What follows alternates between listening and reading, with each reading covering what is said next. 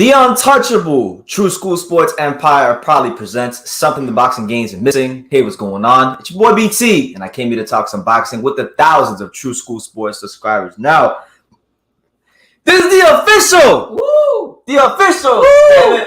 George Campbell, I'm already standing up. We're not even 30 seconds and I'm already standing up. BT's excited already. George Kambosos Jr., Devin Haney Undisputed, live fight reaction extravaganza. You know, to my left, we got a man that really needs no introduction, for he is known through all the world over. It's the one, it's the only, it's Pops. Welcome to True School Sports, a great night of boxing. Take it away, BT. Now look, you guys know it's a special occasion because I don't know if y'all can see, but I'm wearing a special shirt right now. I'm wearing the Canelo Exposed my Big Ball T-shirt, and y'all can buy one of those. Get those on Teespring. But yeah, man, really excited for this fight. This has been a hell of a build-up, and it's had so many twists and turns, from George Kambosos calling Devin Haney a rat and an informant to George Kambosos Jr. missing weight, to now Bill Haney coming back at the 11th hour from the abyss, arriving in Australia. Haney. So what will be the next twist or turn? I'm not so sure, but either way, you cut it up, slice it, and dice it. We're just happy to be here. Make sure you guys smash that like button. Definitely take time to subscribe and give us your predictions. Let us know what you guys think. How does the fight play out? All that good stuff. And I guess I'll ask Pops that question first. Pops, just lay it on it straight, because we know you're a straight shooter. Well, what is your prediction for tonight's fight? I got Kambosos winning. Upset. Upset. How? What fashion? I'm gonna say UD. He's going to go. So Pops is saying he don't need corrupt judges. Yeah. I'm gonna say, in behalf of Haney, I'm happy his father's there. I'm happy that most of his team, which is his dad's there, got there on the 11th hour. So that's good for him. I'll give him more confidence. But to be honest, there's been so much drama, so much changes to this whole fight situation with Haney. I think it's too much for him. I think the only way he wins this fight, he's got to get a knockout, and I do not see the Dream doing that. There you have it. So he don't believe that Devin's getting a knockout, therefore he's not getting a decision. Look, now, for those of you who follow me on Instagram, you guys may know on Instagram, I did a little film study the other day on my stories, and my original prediction for this fight was George Kambosos by 10th round stoppage. Now, I've since then changed my prediction. The fighter is still the same. I'm picking George to win, but I got him by the same way he's won his last 3 fights. I got him winning by a split decision. So George Kambosos Jr., I think he wins the fight real closely, because he is in his hometown. I think Devin's going to leave it a little too close for comfort, and the judges will give it to George. And I'll tell you this: if George somehow do win by split decision, then book it. He's the greatest split decision fighter boxing's ever seen. That'll be his 4th straight split decision. And I have to be a realist. I don't care what you tell me. If Kambosos goes in there and tap, and just go ahead and box and tries to get a UD, he's not getting a UD and down and under. Haney. Yeah, Haney. I'm saying Haney. Haney's not getting a UD and the land down and under. Why do you think he won't get a UD? I just Bob Arum is the promoter of the fight, and Bob Arum seems to have a liking for Devin Haney, and we know that boxing, for good, bad, or indifferent, is looking for the next American star. Devin has long been promoted as such. He's very clean cut. He's marketable. People like him. He's well spoken. Why don't you see him? You don't think he's top rank? I just think it's just like how sometimes a different situation, but more or less as far as the fan base, just like Canelo when he got his Mexican fans and his judges and everything, and the Golden Boy era. Hold on. This ain't nothing like no damn Canelo. Let's cut that out right there. So what I'm trying to tell you right now, he got all the Australian, you got the majority of Australian media out there. I'm going to say it again, and I'm going to call it. If he doesn't get a knockout and rips Kambosos throw out, he's not winning the fight on a UD decision. We're gonna see. I don't quite see it that way, but we're gonna see him. But this isn't Canelo because this isn't Canelo because, first of all, in boxing, if a fight is close, you follow the money. There's more money to be made in the USA than there is with George Kambosos in Australia. The promoter of the event, if you've been listening to Bob the whole week, I can listen to whatever he wants. I'm just telling you. I know what you're saying because you know who else gonna listen to him. You know who else gonna listen to him? If he fucking take a big ass brown ass envelope and he slips. But we're looking at it besides the dark side of boxing. We're looking at the realists. What does Haney got to do in the ring to show the judges to win the fight? He's got to land the right hand and control the pace of the fight. We'll see. You know, Devin's a sharp puncher, not a big puncher, but he's a sharp puncher. And sometimes when you're a sharp puncher, as we saw, for those of you who had a chance to watch the Kenichi Ogawa Joe Cordina fight, you would know that a sharp puncher is a dangerous punch. I mean, look what Joe Cordina did to Kenichi Ogawa. Ogawa was the guy coming into that fight who had more of the reputation for being the knockout artist. The people that were picking Ogawa to win were picking him all by stoppage because they said Joe Cordina can't do this and Joe Cordina can't do that. And when push came to shove and the first big punch was landed, flatline. Also, what's that called on it? One got speed and the other one timing. Devin Haney has the elite reflexes, and George Kambosos has the elite timing. So it's a boxer at the top with the timing, one with the speed. We'll find out who wins. I just think that for me, I'll say it again, for Haney to win, he needs to rip Kambosos' soul out. And if he doesn't do that, if he goes into the patty pat and want to play tennis, he's losing the fight. Okay, there you go. Pop's giving you his opinion, but let's get some comments. Shout out to all 22 of you here. Make sure you guys smash that like button. Let's run up the likes as high as possible before the main event. Let me see. We got my man, Jesus Sem. Shout out to you, champ. Saludos. What's good, champ? The Ass Man. We're in here. What's good? How many minutes until fighters are in the ring? Haney versus Kambosos. I have no clue. Lucas Brown versus Junior Fa just happened. And surprisingly, not surprisingly, because anybody who's watched Junior Fa knows he's not that good. But still, it is a little surprising that Lucas Brown managed to beat Junior Fa, being as old as he is and shotgun as he is. Jesus Adams agree with me. He said he's got George by split decision, and that's a safe bet. SR Campbell, that's right. Corey's got Haney by 8th round stoppage. Hey, very, very possible. You know, Devin's a sharp puncher. Shout out to the New York Rangers. Tampa's going home. That's right. That's right. Fuck the Lightning. Woo! I'm going all the way for the Rangers. Chase Afflex, the untouchable. Peace to the chat. Good to see you, Chase. Philadelphia, stand up. You know, we still do have Stephen Fulton fighting tonight. You know, he is taking on Danny Armand. I will try to keep an eye on that. If somebody could let me know what's going on with that fight as it's progressing, that'd be great because I want to see the cool boy do his thing and see if he can get past another stiff test in Fulton or Roman, I should say. MAW says that he agrees with me. Okay, absolutely. So there you have it. So I'm with you, BT. So there you have it, man. That's how you know you got a good fight. When you got, half the fans saying that one guy's going to win and half the fans saying the other guy's going to win, you know you're in for a treat. You know you're in store with something great, and that's what it is. So, yeah, man. I mean, for Haney's credit, he's a young guy that took the fight, got two times. If we lose, what is it? If he beats Kambosos, he's got to fight him again.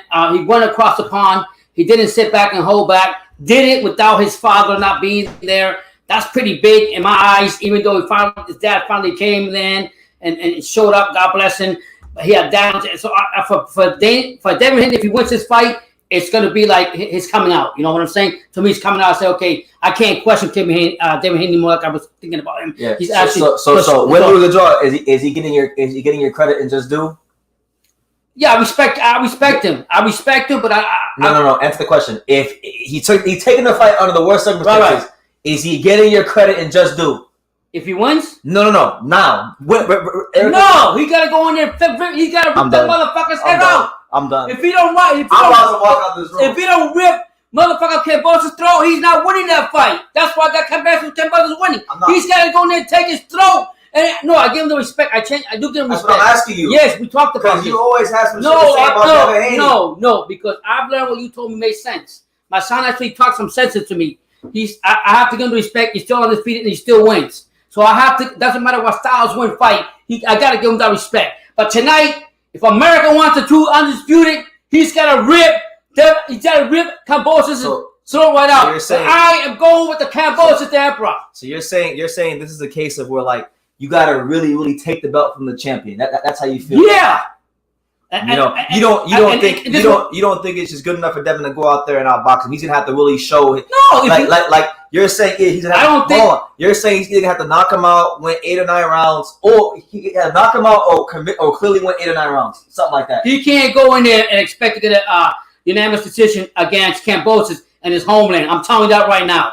I think Kambosos is going to come in there and fight him. If he doesn't show how strong he is, how much he really wants it, he's not winning the fight. I got Kambosos winning. Okay. Well, there you go. God bless him, too. There you go. Matt Graham, shout out to him. He says, good day, Pops and BT. Huge day here in Australia, also for boxing in general. The last week's antics just about changed my mind on the fight. Keep the solid work, fellas. Love the content. Thank you. God bless, guys. Thank you, Matt. Yeah, I mean, look, I want to touch on something, all right? I'm going to touch on something, and this may not be a popular opinion, but I've never been one for popular opinions in the first place. Okay? Everyone keeps saying that George Kambosos Jr. is different than the Tio fight, and I don't know. I have to question anybody who's saying that how long they've really been following George Kambosos, because I'm gonna tell you guys this: George Kambosos used to train here in South Florida. Prior to this fight, he did his last 4 to 5 training camps right here in South Florida, right up the road at Centennial Sweatbox Gym, right? In Davie, right? Before he fought Lee Selby and most of the world knew who he was. Like Amir Imam, who was one of George's sparring partners, him and other people at that gym used to come up to me and tell me, look, man, we got George Kambosos Jr. here. This guy is just on go. He's 150% intensity all the time. This guy has crazy self-belief, and it's to the point where he's delusional. He sounds delusional as fuck sometimes. Yeah. But that's who he's always been. And when he fought Lopez, he was the same way. I heard people say, oh, well, George Kambosos Jr. is being delusional. This guy is not that good. Lopez is going to knock him out in 4 rounds. And then he beat Lopez, and then he was champion. Now he's champion. Now they're saying cocky. So what I've learned in all this is George hasn't really changed, but what has changed is his status in boxing. And as his status in boxing has changed, so has the perception. Because first, nobody gave a fuck. Then he was delusional. Now he's being cocky. But the same reason why he's in this position in the first place is the same reason why people are criticizing him. So yeah, and I mean, you got to look at it this way. George Kambosos are gone all over the place. He didn't just get this day by night. He always had that belief in himself. He had to believe. Even yesterday, with prime example, when he missed that weight, he's not a champion. It was like usually Bob Aaron is one of the guys that say, "Get the fuck out of here if you didn't make the weight." He didn't say that because it was very minute, and he understood that. He understood the perimeter, how important this fight was. So I'm just getting tired of people just saying, "Oh, he's stuck on himself. He's very cocky." No, fucking Teofimo did it for how many times until Campbell knocked him the fuck out? Why can't he get his due? That's what I'm saying. The same way with Haney. If he wins, he can get his due too. Yeah. I'm just saying, all champions that win it, they're gonna talk their shit. Simple as that. Let that man live. And if Devin takes it out or soul out of him tonight, good luck to him. Chalky White says, Kambosos ain't ever switched up. He's been talking the same shit 5 or 6 years ago and nobody knew. The same. Yeah. He's always been the same. That's why it's getting annoying. Like one person told me, oh yeah, well, when you get money, you can get it. No. He's been the same. It's not him, it's you. It's not him, it's you guys. You think it's him and the narrative from the media also? It's the media too. It's the media, and it's his and his status in boxing has changed. You know what I'm saying? Yeah. Now, shout out to my guy Nordic Warrior. Nordic Warrior has been consistent all week. He's been saying on his channel. Yeah. George is getting schooled badly. Yeah. Haney wins handily. I don't see it that way. I think it'll be a close fight. And I think George will get the nod. I got Haney by Bob Arum. Did you not like when Rolly called Tank a chlamydia koala? I thought it was pretty hilarious. I thought it was pretty funny. If Devin wins, will Bob want Shakur Stevenson versus the Devin Haney super fight down the line? I think that's a very lucrative option. These are two of the premier stars of American boxing, and more specifically American amateur boxing over the last 10 years or so. I think it'll be a great fight to make down the line. So I wouldn't rule it out. When Devin first signed with Top Rank, that was actually my first thought. Like, could we actually get a Devin Haney Shakur Stevenson fight? I would definitely think that could be a fight that could happen within the next 24 months if Devin Haney would win this fight. You know what I'm saying? God bless you, Nordic. God bless. Bob did pick Devin. He did pick. That's what I'm saying. So all this talk about, Dev can't get a decision in Australia. I think if the fight is close, I think it's ridiculous. I think Bob seems to like him. I think Devin ticks a lot of boxes when you look at who could be the next American star. I mean, first of all, Devin is he's not like a Gervonta Davis or a lot of these guys who are they come off as like very ignorant or whatever. He's a clean cut. He's well spoken. He's marketable. So I think Bob would be patient with a guy like Devin, and he would want to market a guy like that to the world, who has the boxing skills he has. You know what I'm saying? So I think people are overlooking that. Mind you, Devin's got a great team around him. He's got his dad, Bill, who I know, who is a loyal viewer of this channel. And that's what it is. Yeah, I mean, like I said, and then Jew says then it would be financially stupid to rob Devin tonight. Well, I think it. I don't know if it'd be stupid because if let's say if it's not a George Kambosos split decision win, but it winds up being a draw, then you got another big money fight in Australia. So it's not it wouldn't be the stupidest thing in the world to make this fight a draw if it's close, but you just never know. But look, let's pull back on the political talk for a second. Let's get into the talk of the fight, because I think that's what we need to be focused on a little bit more.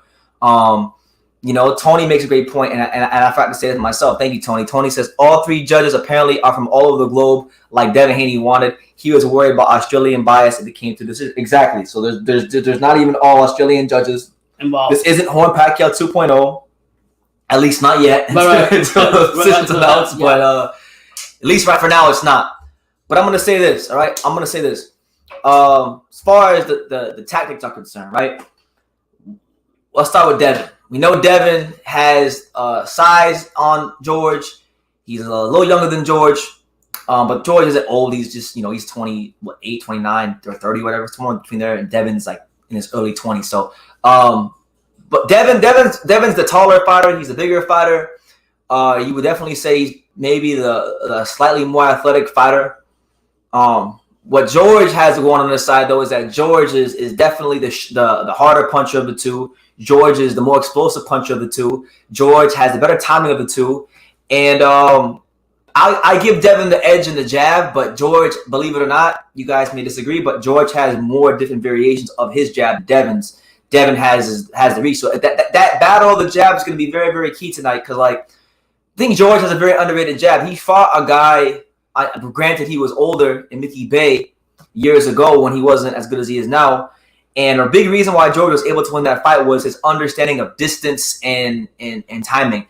Mickey Bay, towards the back part of that fight, was missing a lot of jabs. A lot of these jabs were sailing over the shoulder of George Kambosos Jr. And it allowed him to get a knockdown, which allowed him to win that fight. I haven't heard enough people talk about it this week. George Kambosos Jr. has a great understanding of distance and timing, and I think that's being very, very downplayed and not talked about enough. But yeah, I mean, just tactically, it's a brilliant fight. I think early on, first 6 rounds, I favor Devin to win at least 3. At minimum, I think he'll win 3 of the first 6 rounds, maybe even 4. I'm going to say 4. I think George kind of builds and builds as the fight goes along, and you see George start to have more success from round 7 to 10, and then from 10 to 12, I think it's anybody's fight. I think Devin will catch a second win, and he'll be very much in the fight in the back 3 rounds. But that's why I'm saying I think it's a very competitive fight, and tactically speaking, one of the better fights boxing's produced in years. I mean, boxing is and this fight I think is going to be a chess match also. You know what I mean? What fighters going to take advantage of each other's mistake, and which fighter was willing to attack, and vice versa. So it's going to be a chess match. It's the winner's going to be when he finally says chess checkmate. Yeah. I'll tell you just like that. Oh yeah, checkmate. So that's what I see. I see it's going to be a chess game in the beginning for a couple of feeling rounds, but then after that, I think if and I'll say it again, if Haney does not come out here, and I might be wrong. My son says if he just boxes, he'll be fine. I don't think so. I disagree with that. He can't just go in there and play tennis and expect to win the fight. He's got to come out there and win in dramatic fashion. I think George, with his experience, what he's been through, his mindset, he's been the underdog for all his fights. He's even the underdog according to casinos in this fight, and that's why I think he'll overcome. You guys, I'm glad you mentioned the experience. Right now, Devin's very experienced too. He's a 27-fight young veteran, but I like what you said of their experience. A lot of champions in boxing these days, guys, they don't really have the natural progression of a champion. Like, they don't go to backyards of other fighters. They don't fight former world champions. They just kind of run into a belt BS situation and circumstance. It happens to a lot of guys these days. George has actually had the natural progression of a champion. This isn't a guy that we got to question if he's mentally strong enough to handle a big fight. You know, he's been there and did it. Now, the question becomes for George, right? I'm going to tell you what the question will be for George tonight. It's two questions that need to be answered, okay? It's two. If he answers these two questions, he wins the fight. The first question is, can he handle being the hunted? Because he's normally the guy that's going for the belt. So right now, he's the guy who's got the belt. He's the guy with the target on his back. And we saw when Josh Taylor fought Jack Catterall that, you know, when he was in that position, he didn't perform like the Josh Taylor that fought, you know, the other guys. The other question is, can he defend the right hand? Because I'll tell you this, people make a lot about Tio losing to George, but I went back and I watched that fight myself this weekend. I watched the whole fight. Yeah. Tio had a lot of success with that straight right hand. And I'm going to tell you this, George cannot allow Devin Haney to land that right hand because albeit, yeah, he's not punching as hard as Tio. The reality is that if the more he allows Devin to land that right hand, the more he'll allow Devin to stay on the outside and outbox and get into him to stay in the fight. So you're basically saying if Haney becomes a pressure boxer, basically it makes Kambosos fight off his back foot, it's going to be to his advantage. Is that what you're telling me? Say it again. You're basically saying if Haney comes in there and pressures the fight and comes forward to Haney, George. I mean, excuse me, yeah, George fights on the back foot, then the advantage will be for Haney. Yeah, is that what you're saying? He can't handle pressure? So no, he can handle pressure. I don't think that's not what he wants to do. Like, he can fight off of his back foot. It's not what he's the best at. And that's not what he wants to do anyway. He's going to want to be in Devin's chest during the fight. If that's what you're saying, when Teofimo went into the fight, that's all he did to Kambosos until Kambosos caught him cold. He was pressuring the fight, trying to go for the knockout, trying to push him, and he walked into something from Kambosos. Yeah, but before he walked into it, he landed about 3 or 4 of them. What I'm saying is George cannot take right hand at the right hand and let Devin get into. This isn't Tio. This is a different fighter with different skills. Yeah, you can't do that. I think his defense is going to need to be a little bit sharper in this fight than it was in the Tio fight if he wants to win. Mm-hmm. But like I say, like I've been saying, I said they say in boxing when a guy wins a belt, he gets 10 to 20% better. Now I said that doesn't apply to everybody in boxing, but I think it'll apply to George because George strikes me as the kind of guy that has worked hard to get better since the fight. And and to back that up, I totally disagree. I think that if Devin Haney Devin gets more confident fight, and so he can throw that right and try to pressure, Haney, Kambosos. And you were telling me that Haney's not Teofimo, right? But it's the same thing. If you go in and you try to push with your right hand and try to dominate Kambosos will adjust to that and will come back and knock you the fuck out. For what? From Haney coming forward with that right hand, adjusting that right hand and coming forward and getting walking to something from fucking from Kambosos. I'm telling you. He might. He knows how to adapt. I think he knows how to adapt to thing. And I'm not saying Haney can't do it. I mean, I know. Look, I'm gonna tell you this. Haney's last fight. Now, granted, Jojo Diaz is a southpaw and he's not really naturally a 35-pounder, but he did show in that fight he can handle being on the inside. He did show against. But like I said, it's a different type of challenge, a different fighter. Jojo Diaz is the kind of guy that will let you get off 3 shots to land his one. George Kambosos isn't that guy. George will throw 6 punches if he got to. If George feels like he needs to throw 6 punches to get you out of him, he'll do it. Yeah. You know, so it's what it is. Creme de la Creme says, even though I don't agree with a lot of things Kambosos said coming into the fight, I still believe he's going to win. Wow. You know what I'm saying? But I think the loss will make Devin a way more dangerous fighter, and if they had a rematch, Devin will win. You could be right. You could be right. Someone's always got to go. That's right. Autonomic action boxing. I got Kambosos over Haney by split decision, and I got Fulton by TKO over Daniel Roman. Hey, drop that in the comments too, guys. The Roman Fulton fight. I got Stephen Fulton by majority decision. No, man. I like Fulton. I think that'll be a close fight. I think Stephen Fulton's size, reach, and speed. You think? Just enough to get him over the hump against Roman. But mind you, I said it earlier in the week. What Roman's got going for him, right? I think he's more defensively responsible than Angelo Leo, but I think he's also a sharper puncher than Figueroa, and he's more experienced than the pair of them. So I think that gives him I think he's gonna have a lot of success in the middle rounds. I think Fulton, if he decides to stay in the pocket with him, will get hit with more shots than he did in either one of those fights against Leo or Figueroa. And I think he makes this a very close fight. But ultimately, I still see Fulton finding a way because I believe in Fulton. Yeah. Fulton, like Kambosos, has made me a believer. All right, I think it's like in other sports. Good teams find ways to win, no matter how good or bad they play. Great fighters, really good fighters, they find ways to win, no matter how good or bad they play. Find a way. And that I'm going to go on with what BT says. Fulton has also fought like undefeated champions, undefeated caliber fighters for I don't know how many fights. So you put respect on him and understand what he's all about. But for me, I wish him the best. I love him. I'm a big fan of his. After I see what he's been doing, his record and everything, fighting champion after champion. Shout out to Philadelphia Boxing. But for me, I've been watching Roman for a while. I studied him when he lost the championship to MJ, whatever his name was. Ahmed Ali.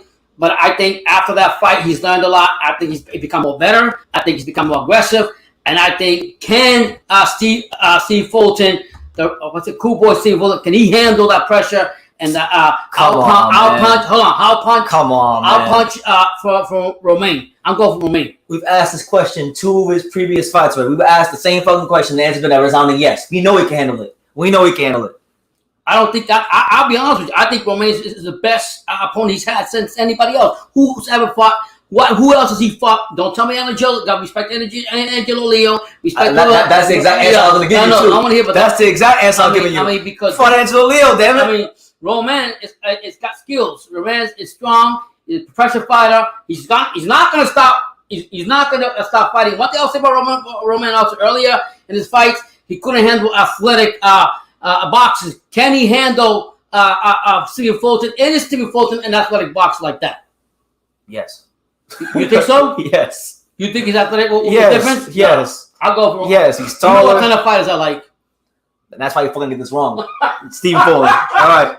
I can see Cam hurting Haney if they exchange in the pocket. Haney's feet tend to get stuck in the mud on the inside and relies on with Cam's volume will be a problem. I think Kambosos' volume could be a huge problem for Haney. You know, I broke it down on my Instagram stories, and I was doing a little film study. I should have put that video on YouTube, but if you guys remember the infamous moment where Linares caught Devin Haney, one of his biggest weaknesses got exposed in that little exchange. And if Kambosos' team is smart, they know what they're looking at. They'll pick up on this. Mm-hmm. Now in that Linares fight, well, when Devin got hurt, Linares threw a left hook. Devin, he rolled under it. When Devin came back off the roll, he went immediately into a Philly shell off the roll, and he left himself wide open for a straight right hand and a left hook down the middle, and that's exactly what Linares hit him with. So, are you saying that Kambosos can bring that same sequence back to life, more because he throws more, right? So, are you saying that if Haney gets into that Philly shuffle, don't stay there too long because you're going to be stuck to the right hand from Kambosos? If there's a scenario tonight where Devin Haney gets, let's say, a left hook is thrown and he decides to duck under and goes straight into a Philly shell, he's going to leave himself wide open for a big-ass right hand right down the middle. So you're basically saying Kambosos is not going to hold back and think about that shot. He's just going to go right. If that scenario plays itself out at all, that right hand is being thrown with bad intentions. Okay. And it'll be up to Devin. Same thing happened when he fought JoJo. Devin, not the same exact thing, but like JoJo was crowding Devin, and then Devin had like a defensive lapse where he was in the Philly shell, and JoJo hit him with a big ass overhand left, square on the chin. So switching the script around, what weaknesses does Kambosos present where Devin could exploit them? Exactly. I think like I mentioned earlier, the straight right hand. You know, George Kambosos Jr., if you watch the way he holds his hand positioning, what he relies on to get out of the way of his shots, he's very much about relying on his reflexes. Okay. And that comes down to also understanding his distance and his timing, right? Mm-hmm. So he's going to be looking to, if Devin throws a right hand, he's going to be trying to roll the shot. So I think the key for Devin to make that right hand really, really work for him, it's about feints. It's all about the feints. Now, one of the reasons, I must admit, one of the reasons why I don't class Devin Haney as high as other people is I think he does have just a tad little bit of Edgar Berlanga syndrome. Sometimes he don't really throw a whole lot of feints. He's a very good fighter as far as probing, and there's a difference between probing and feinting. Right. Probing being you take your lead hand. He's an orthodox. You're taking his lead hand, and he's just kind of using that as a rangefinder. He's very good at probing. But as far as feinting, that part is lacking a little bit. So I think for Devin, if he really wants to make the right hand work for him, then he needs to feint off of it and feint off of it often. One thing I see for Haney, I could be wrong. Sometimes I think when he throws his shot, sometimes he stays right in front of the fighters too. When he's probing or whatever it's called, he's right there to get hit. In my opinion, I could be wrong. So are you saying that? And we have to go with Kambosos too. Kambosos, by his experience, you think he's gonna bite the bait on any feint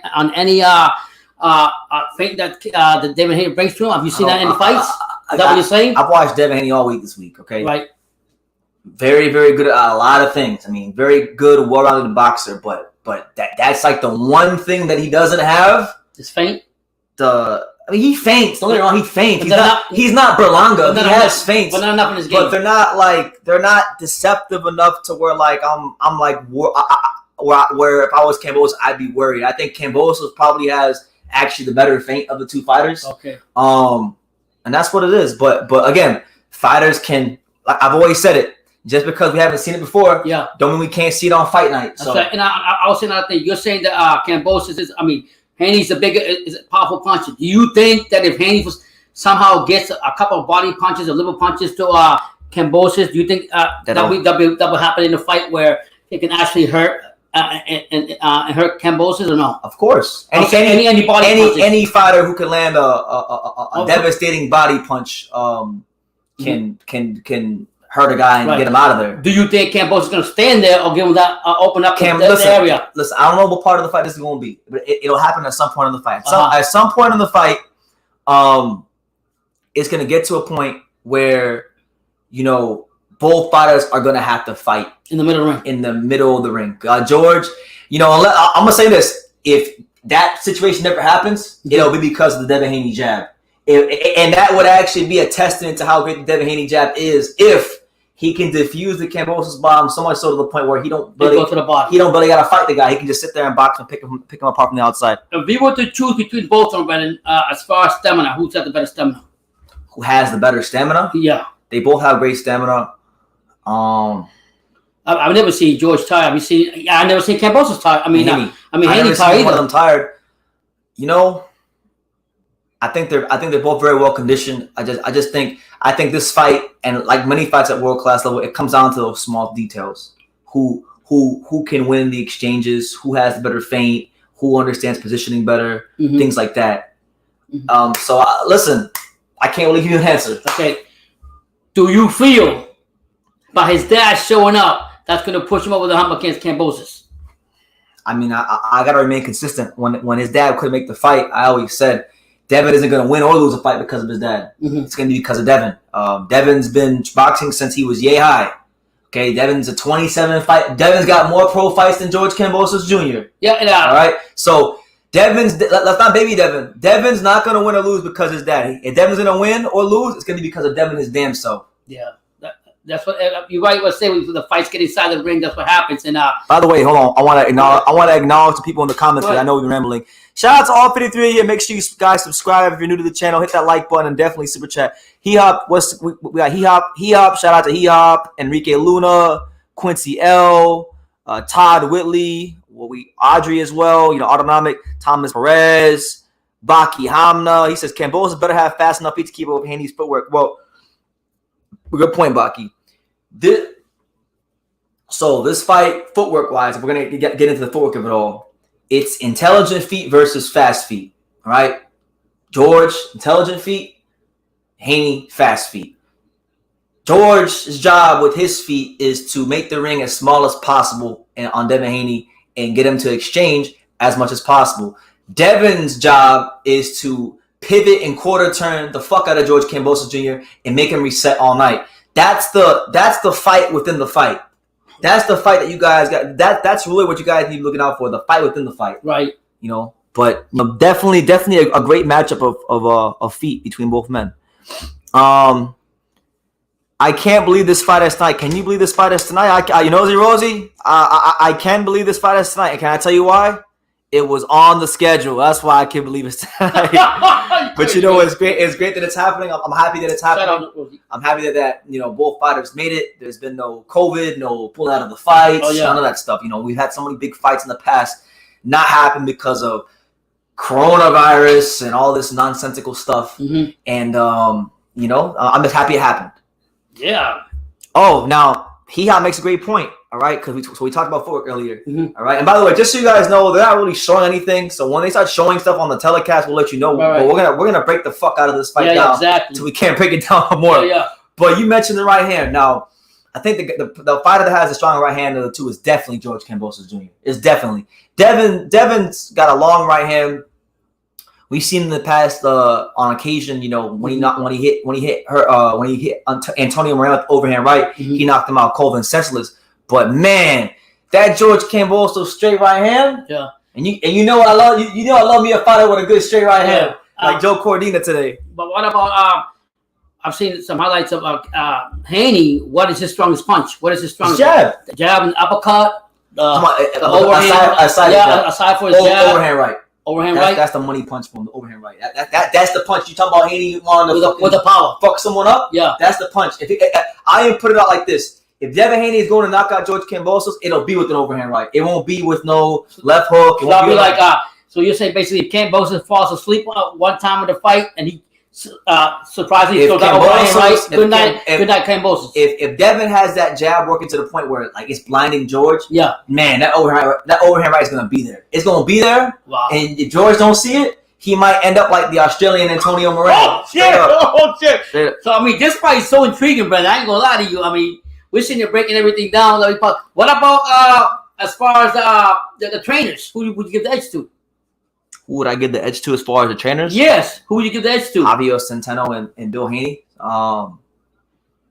Respect to both. Respect to both of them. Yeah. I really think they're about even. Okay. Bill obviously has been with Devin longer because Bill took Devin from a kid now. So you probably give the edge to Bill because he just knows it's his son. Right. You give him the edge just because of time and chemistry. But Javier has made George a world champion. Yeah. So I'm going to say Haney in this part because I think Haney has Sab Judah's father there also. So I'm going to slightly give the edge. I mean, I respect. I'll tell you this: Devin Haney he got Sab Judah Sr. and he's got his dad. Devin Haney looks as calm as fuck in that changing room. He looks as cool as a cucumber right now. You love to see. He's always been like that. Though. Yeah, he's always like that. But he'll let nobody rattle. I mean, we could talk about all this back and forth. You know what's funny? You know how Devin Haney? I know he may win, he may not, but he was definitely born to be in these kind of fights. Did you know that? Fun fact: did you guys know that when Zab Judah fought Corey Spinks and Zab Judah was walking to the ring, Devin Haney, as an 11-year-old kid, was holding the belts for Zab Judah at that fight? There's actually a picture of it. Oh my God! Yeah. No, I didn't know that. So all these years later, now he's fighting for Undisputed. You know, it's crazy. And also, there was someone said that one of these trainers is going to make history. Scotland, shout out.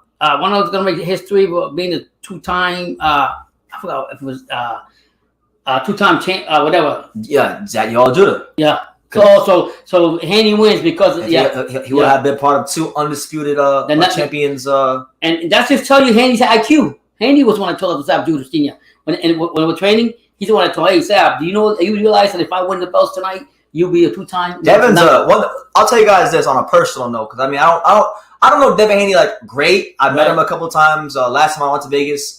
Me and my boy Sean Littell, we actually went to his gym the day that the Kambosos Haney fight became a possibility. Mm-hmm. I was at the gym that day. I was at Bones Adams' gym with Sean that day. I saw Devin that day.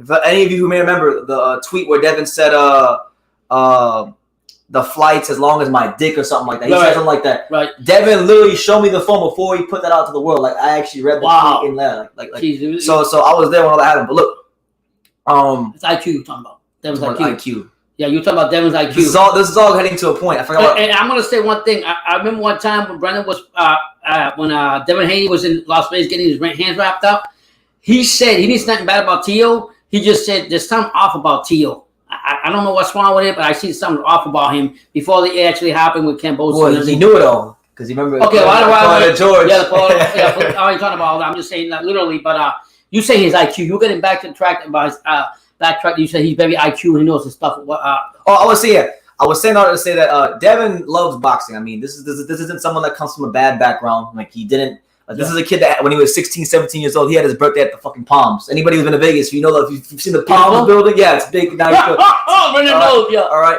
He had his birthday at the Palms before he was even old enough to drink. Okay? Right. That's what he comes from. Okay. Yeah. He's not boxing because he has to. He's boxing because he wants to. Yeah. Kids, one of his favorite fighters is Omar Gonzalez. Loves Joe Louis. Serious? Yeah, loves Charlatito. Loves Joe Louis. Kid just loves the sport of boxing. So I'm gonna say one thing, what I like about Devin Haney. I never seen him be cocky, and I see him like a very humble, down to earth fighter. We haven't seen him be cocky in years. He did have that one. Did he come out? Remember when he was on the LDBC channel when he said, "I'll never lose to white boy." Remember that? Okay, we're not talking. Yeah. But I'm just saying, like, you really don't see him. He's very humble, like his dad has taught him. He knows how to carry himself, and that's not taking nothing away from Kambosos. Kambosos, from the beginnings, he's always got to prove himself. So he's always on the edge.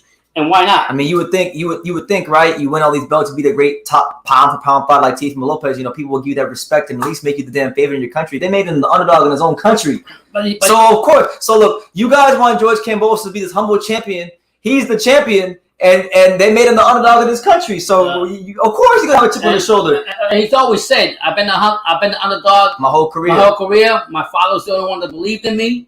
That's where I'm at right now." So. It wouldn't be any different if he didn't come into this fight being underdog. And honestly, I don't think he gives two craps if he becomes underdog. That just gives him more energy, more to feed on, and more to go in there and do what he's got to do against Haney. Yeah. So look, this is what we're gonna do, guys, because they're not showing. I can see that the telecast of ESPN. They're not really showing the actual fights right now. There's a fight going on in the background, but they're not showing it. They're just talking. Yeah. So what we're gonna do is we're gonna go watch the Fulton Roman card, and we'll come back in about 20 to 30 minutes and we'll see what's going on with the Haney Kambosos card. But my man he's got a lot to say when it comes to the subject that Devin Haney says Devin will win by slaughter, and the new WBO, IBF, WBC, WBA, and ring champion Devin the Dream Haney. This is a cakewalk for Devin Haney. So real confident that we want to see, man. I'll tell you this: if he makes it a cakewalk, that really just going to show you how great of a yeah. I'll say I'll ask you this, Pops. You know, we got Tank, we got Tio, we got Ryan, we got Devin, we got Shakur, right? These are like the young stars, right, in America around that weight class, right? If he were to beat George Kambosos Jr. on foreign soil, is this the most impressive win out of that bunch, in your opinion? I'm gonna say yeah. Yeah. I'm gonna say yeah because Haney grabbed his balls. I don't care. I don't want to hear about the politics. Emo champ. He just got a free belt. He got this and this and that. When the time came. Yeah, I don't want to hear that. When the time came, he didn't say, "Oh, no, I can't go across the pond," like a lot of fighters do, American fighters do. "Oh, I can't do this." He said, "Fuck it. I'm going to go to the land down in under, and I'm going to go there, and I'm going to take those belts." And then, and him said, "If I have to do it twice, I'll do it twice." It's the 15 years in the making. That told you how much confidence he has in himself and believe that he's going to take these belts away from Kambosos. You can't take that confidence that he's got, and you got to give it to him for that. Because a lot of fighters that got big fights coming like that, they're not going to go across the pond and do that. They're going to negotiate to have it back in the U.S. I'll give you guys one example, right, of a much more experienced fighter than Devin, who's been world champion, who would never do what Devin is doing right now. Like, you look at a guy like Tony Harrison, who I like. Yeah. He was offered a fight with Tim Tszyu in Australia. Australia. He COVID or some shit. Recently, like in the last 6-7 months. Recently, he didn't want to take that shit. He said, "Nah, I'm not gonna fight him." Yeah, so it is what it is. But guys, I have some good news. David Morrell Jr. is actually fighting right now. So let's tune into David Morrell Jr. and see what he's got going on against his opponent Kelvin Henderson. And put that sound. Hold on, we're gonna put that Kambosos shit on mute right quick. Yeah. Actually, I'm just gonna X out it and we'll come back to it in 20 minutes. Yeah. But shout out to all 70 of you here. Woo! We here for Devin Haney, George, and Kambosos. We've been breaking down for 45 minutes already. That was long. That's how good this fight is. You can actually sit there and break it down. You can talk all day for 45 minutes. But let me get to this David Morrell fight because I want to see what he's doing because we know that Morrell could be a potential opponent for David Benavidez. You know, the boogeyman, that guy. He's a monster, man. Everyone supposedly fears. Yeah, he's a monster. I've seen his fights. I like what he brings. I'll tell you right now, all the young guys are what 168. I think he's the toughest opponent for anybody at his age and his level. I'll tell you that straight up. But Malanga better put his shades down. Here we go. So we're here in round 3. Dan Morrell showing a great volume jab already. Yeah, I love what he got on, brother. Yeah, let's go, Morrell. That guy hits hard every time, and I ain't gonna lie. Kambosos is tough. It's gonna be hard for Haney to go on 4-0 and get on the plane with the belts. Very true. You're damn right. Yeah. Chalky White says, "Yo, the content I caught Kambosos by decision, but I'm excited for Unreal Fight." Same here. That's right. Oh, you honestly about to see why George has been lying and trying to play mind games. George has been playing mind games because he's George Kambosos Jr. There's no other reason. And if you think otherwise, you just probably haven't been watching George Kambosos long enough. Watch him against Teofimo. But anyway, enough of that. Yeah. We watching David Morrell Jr. right now, the WBA regular champion or whatever. Yeah. You got good volume jab by David Morrell. We're in the 4th round. It's a 12 round here on PBC. We'll go back to the Kambosos fight right after this and see what's going on there because ain't nothing happening right now. Yeah. Wow. You know what I like about Morrell? He throws. You can see when that hard punch he throws. He throws a mean. Bad intention. Yeah, he's not going to sit there and jab with you. He's there to hurt you. There you go. Good right hook by Morrell. And Calvin Henderson has a cut over his left eye. Henderson's got a good jab counter, but that's not doing nothing. Look at him. Oh, look at the uppercut. That was blocked. Yeah. Morrell's going to be the next animal in 168. Well, Morrell's got to make sure you get to this fight. You can't overlook no opponent. Even though he's beating the fuck out of this dude right now, got to make sure he finishes the job. Yeah. Why didn't you read the above comments about Bob Arum telling me how Kambosos was made to fight Haney? Because I'm getting a million fucking comments. And let me see. George was given 2 choices, Lomachenko and Devin, to be able to fight on ESPN per Bob Arum. Yeah, and he chose Lomachenko because he was the bigger name. And then when that wasn't available, he took the next best option. That was Devin Haney. But he could have fought anybody else. He said, I'm a little biased. I'm a fan of both fighters. I've supported Devin Haney's career probably more than anybody in this chat. I paid money to go see him fight his last 2 fights before this one. Why you always get somebody that on your live? There you go. Good right hook. Yeah. 50 seconds left here round 4. Dan Morrell Jr. How good is Anderson, this guy? He's an opponent. He's a guy for Morrell to beat. Okay. But, you don't want to underestimate no you can't. Fighter. How many journeymen have we seen that prove somebody wrong? Huh? Yeah. Oh! Big right hook from Morrell, and that staggers Henderson. Henderson's legs have been buckled.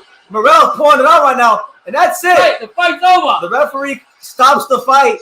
David Morrell Jr. with another stoppage victory, and he says to the people, "Are you not entertained?" He runs. He's dancing. Dale Cuba. All right, say one. I'm gonna get you. I'm gonna get you up on out of here, champ. You can't be on here advertising other channels. Yeah. Let's go. I had to get Say One out of here. He's over here advertising other people's channels. We don't do that shit over here. Fuck out of here. We're talking box here. All right, let's go, baby. You the motherfucking dog. So what is that? Seven stoppages. 7-0 now, right? 7-0, 5 knockouts, I think. Something like that. Viva Cuba! Cuba! Puñeta!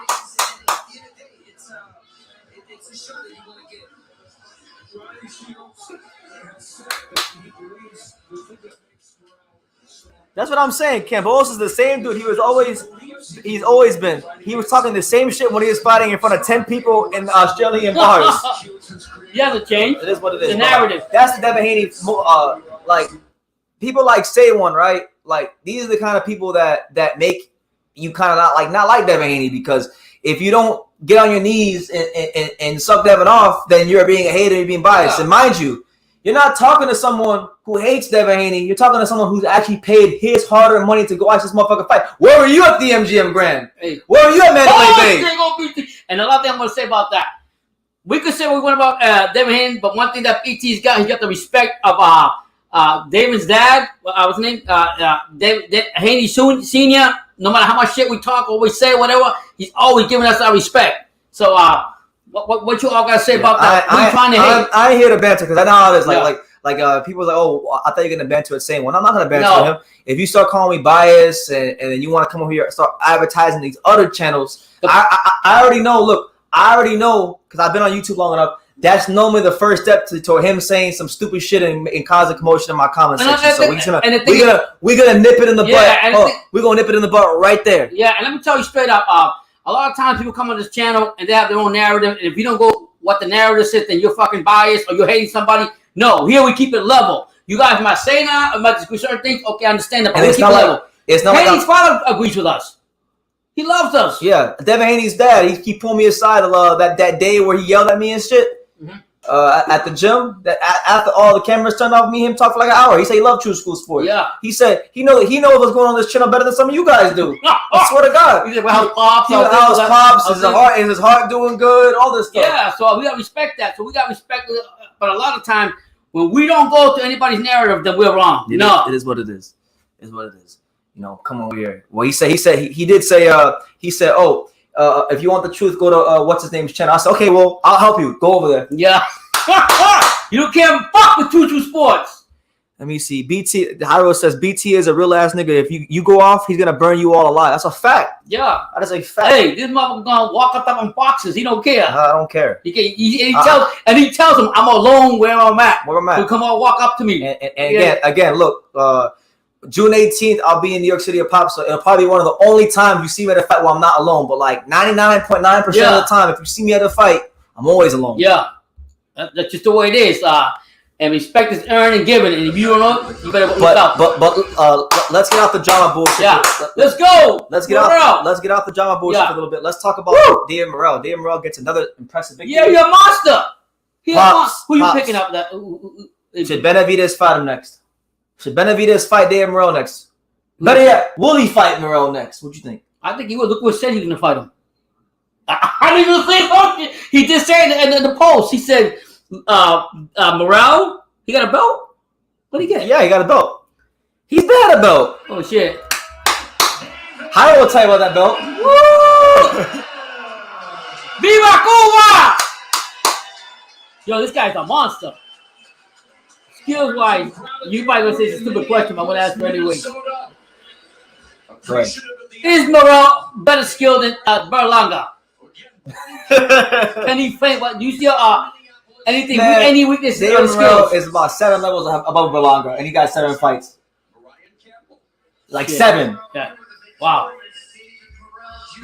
Felix Day, who Zeus will do the translating. David, you came out aggressive, nearly scored a knockout in the first round, but took your time in the rounds. Here's David Morrell. You grade your performance. Habías crecido para esta pelea, queriendo caber en el primer asalto, no lo conseguiste, pero durante los próximos asaltos en sí estaba peleando muy bien. Primero que todo, le doy gracias a Dios por una vez más tenerme con Solís con fuerza para estar aquí. Jesus, Puerto Rico. Hacer bendiciones en la final. Way top. Y sí, la intención fue esa, de pasar el patrón de oponente. Claro, yo siempre me respeto en el ring. Yeah, no, definitely. I want to first thank God, thank my corner, Ronnie Shields, who did an excellent job today. And that's what my game plan was, to be concentrated. If I didn't get him in the first round, then I was looking to, get him in the later rounds. David, you left Cuba in 2019 and settled in this Minneapolis area. This was your 4th fight in this building in 7 pro fights. You heard that reaction. What is it about this community that they've embraced you like this? He's learning.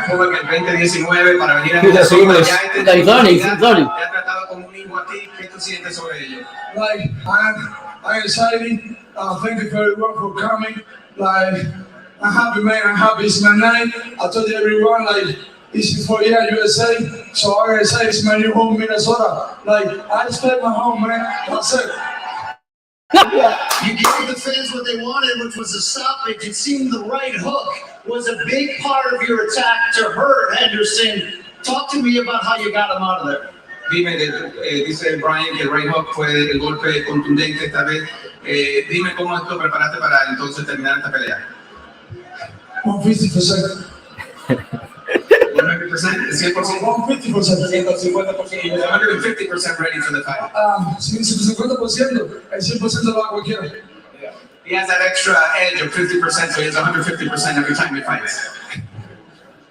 Let's talk about the end of the fight. We can look at Bro, Brian Campbell, get to the question people want to know already. Yeah. Fuck, man.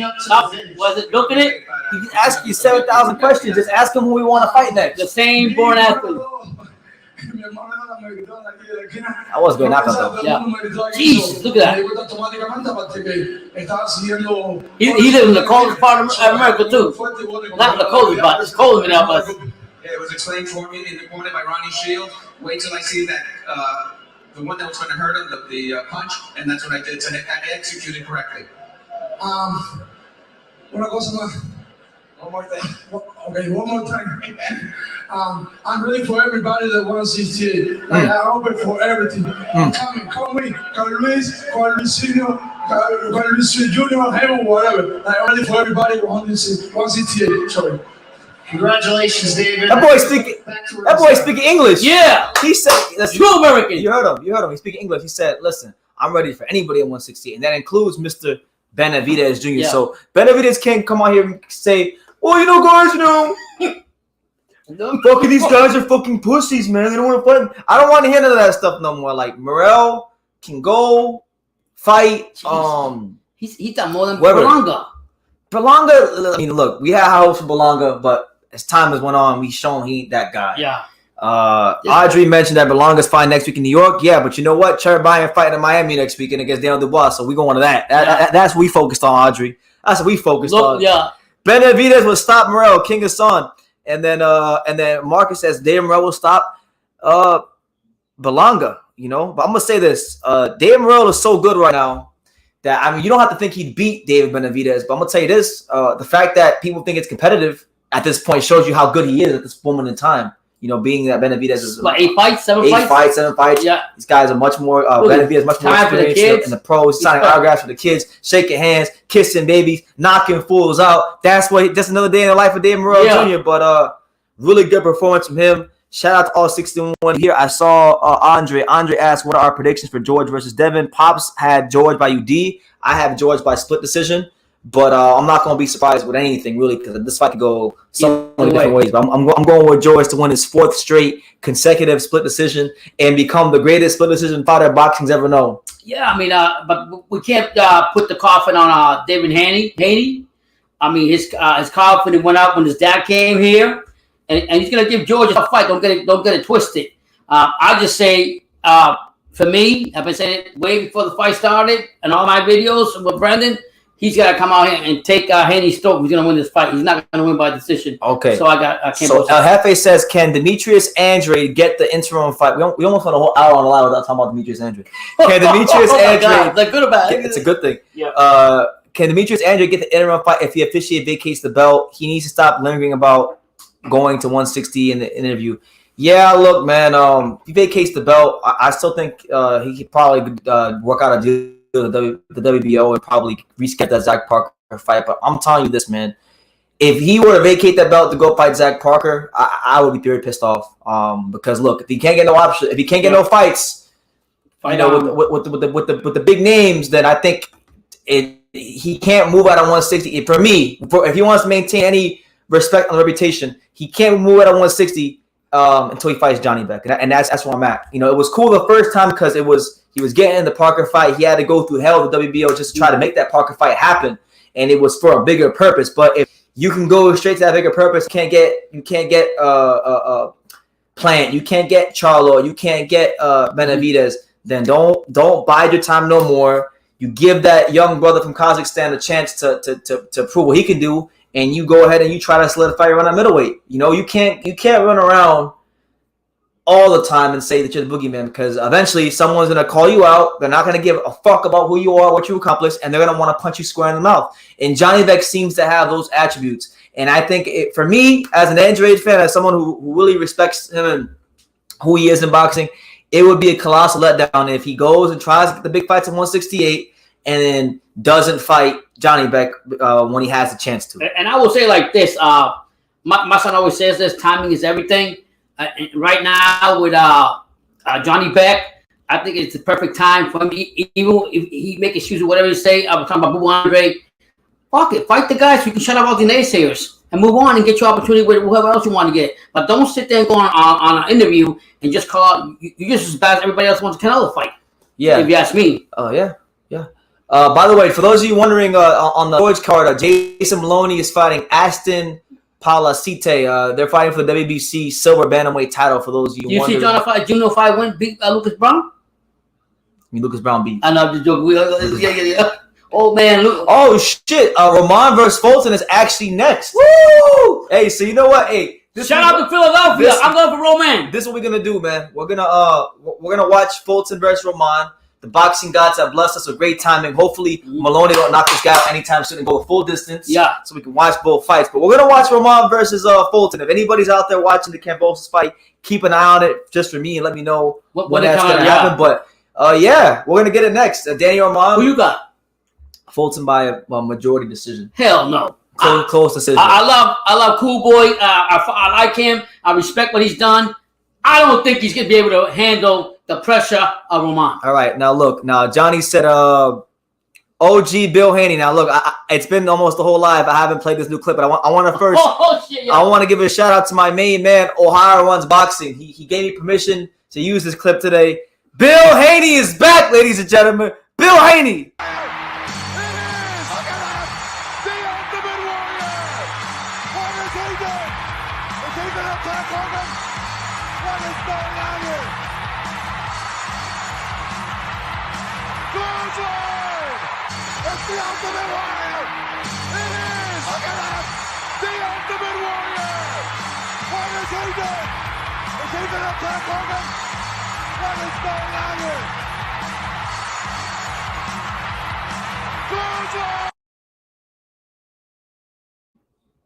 There you go. Bill Haney is back, ladies and gentlemen. He's back. He ain't playing. He says, he ain't playing. OG Bill Haney. That's right. He's back. Cherry Bryan versus Daniel Dubois. Highlight in Miami, Florida. Who you got, Audrey? I don't have an official prediction yet. I gotta see how Cherry Bryan looks physically, but obviously Dubois is the favorite. Pops is going with Dubois. Yeah, I'm going with Dubois. I think Dubois is the more experienced. I'm not making a prediction yet until I see how Cherry Bryan looks. More powerful fighter. I think he's going for the knockout. But on respect to the Dream Bryant, I mean, he went out there to Las Vegas, broke his ass off, so anything can happen. Angelo is better than Roman. Fulton by UD. That's a fact. Angelo Leo beat the shit out of Roman. Yeah. And I'm gonna say this. How can you tell me that? And go to Roman. How can you say this guy right here? I love Angelo Leo. This guy's a pressure fighter. He comes forward. Angelo Leo got different pressure. Angelo Leo. You all just riding the bandwagon. Ask Fulton. No. Ask Fulton. Ask Fulton yourself. Ask Fulton. Because he said it himself when he was arguing with Brandon Figueroa. He said Angelo hit him hard. Well, he said himself, Angelo, in them first 4 rounds, Angelo hit Stephen Fulton harder than Figueroa did in the whole 12 rounds. But we ain't talking about that. I'm talking about Roman. And he hits harder than Roman, too. Roman's a nasty... I'm going to tell you this. I'm going to tell you this. Angelo... Whether Roman wins or loses, that's one of the fights I want to see. Roman and Angelo? Yeah, I love that fight. Angelo needs to get his ass in the ring. He's been saying 6 months, saying fight date soon. That's true. I just talked to him today. He's been working hard. He wants to fight. It's these other guys, man. These other guys, these other guys that you guys regard so highly that these fucking media want to put above them in the rankings. These guys don't want to put the panties up and fight the guy. Yeah. These guys don't want to fight him. And then you got these guys like Kobia Breedy, these fucking nobodies at 126 who want to cloud chase and say, "Oh, Angelo didn't want to fight me." Angelo would beat the piss out of Kobia Breedy. And you can tell him I said that. Kobia Breedy will get his fucking shit pushed all the way back by Angelo Leo. What? He needs to listen. Kobia Breedy needs a lot of things in his life. He don't need no Angelo Leo smoke in his life. That's not what he wants. What he thinks he wants, he gonna find out in the first 2 rounds. It's not what he wants. Yeah, you gonna find out when it's too late. Angelo is your boy, BT. He is, but you know what? He's also a former world champion. He's an underrated fighter, and I know for a fact a lot of these guys at 122 and 126 can't beat him. And I'm gonna say this on Angelo Leo's part, he doesn't get the respect he deserves, Brendan. Yeah, I think people put. But I got Fulton by UD. Yeah, I put respect on Angelo Leo. He's eventually was a champion. He's putting in the work in the gym, and I'm gonna tell you right now, he's coming for just tell your favorite fighters. I'm not gonna name no names, but just tell your favorite fighters that everybody says are better than him, and these guys who never sniffed the world title, who are ranked in the top 5, that would all get the shit pushed back if they ever step in the ring with him. You know, we'll see. Yeah, I mean, that'd be a great fight. I think Leo El Jefe says, who you got in that MJ versus Fulton fight? I got Fulton in that one too. I think. I got Roman. I like the pressure fighter. If Fulton were to fight MJ Akhmadaliev, who do you think would win? They were to fight. On that one? Yeah. I think I would take MJ? No. Yeah. I mean, I don't know why I don't take him this. I was watching him. You gotta listen. I don't care. But you know me well. It's the problem with me. I get close-minded, and I just like how you always tell me, PT. You just like forward pressure. He's like forward pressure fighters. So you don't even look at the whole. Technically, that's what. I mean, if you want to go off for the last 2 fights, that's technically what he is. Yeah. That's what he's been. Yeah. He hasn't been. Steven Fulton hasn't been a boxer his last 2 fights. Yeah. He's been a straight pocket pressure fighter. Yeah. I just like I like what I see, and I love Cool Boy. I got a lot of respect for him. Baki Hamna says Fulton win the boxing finesse. I agree. I think this is the fight where he becomes the boxer again. Hyro says, fuck MJ. His ass can't even get a main event on a card. That's right. You know, Hyro hates MJ Akhmadaliev. Why? Hyro, I was watching explain the pops for the 10 cajillion time why you don't like MJ Akhmadaliev. By the way, if you're new here to the channel, welcome to True School Sports. Subscribe. Definitely hit the like button and super chat. We here going long and strong. Next week, I'm not sure if we're gonna have a live because there will be a Turbine versus Daniel Dubois here in Miami. I'll be at the fight. I'm not sure if Pops will be with me yet. I'm gonna work on that. Okay. I'm gonna work on that. If it happens, I'll go live. If not, he'll be live for the fight. You have to order it on Don King TV. Don't worry, Harrow will sponsor the channel. Anyway, here we go. So what do you think was fight? Are you D or Fulton by decision? First here is the challenger from Los Angeles. So here we go. The former unified champion, Inglewood's very own Daniel Roman. He's a challenger? Yeah, he's got no belts. Oh, Daniel Roman's a challenger. Yeah. Mao! Let's go! There he is, Danny Roman. You're going one of the most underrated fighters. Yeah, you're going up from your loss from MJ. You're gonna come here and show the people why you've gotten better. Did you see the Cody knockout? I think right on him and Shakur is hot after that brutal KO. Both are open to fighting in Cardiff. I say run it, man. Strike with the iron is hot. And I agree. No need for mandatories or voluntaries. Make that shit happen. You know, Cordina is one of the only 130-pounders with the size and the speed to actually deal with Shakur. A lot of people were bitching and mourning about the Oscar Valdez fight because they said, oh, well, Shakur is bigger than Oscar. This won't be one of the cases if he fights Joe. And then you call this out in 2018, Brendan? What? With the video where Cordina was going to be a probable champion? I told y'all 2018, Joe Cordina was Check out the videos. 2018, Brendan called it out. Hyro says because MJ Akhmadaliev didn't beat Danny Mon, he and his trainer Joel Diaz are delusional. Eddie Hearn spent a lot of money for the Uzbek card, and MJ hasn't made an event since then. When he won the belt, he cried. That's why I don't like him. Yeah, but he was happy. It was an accomplishment.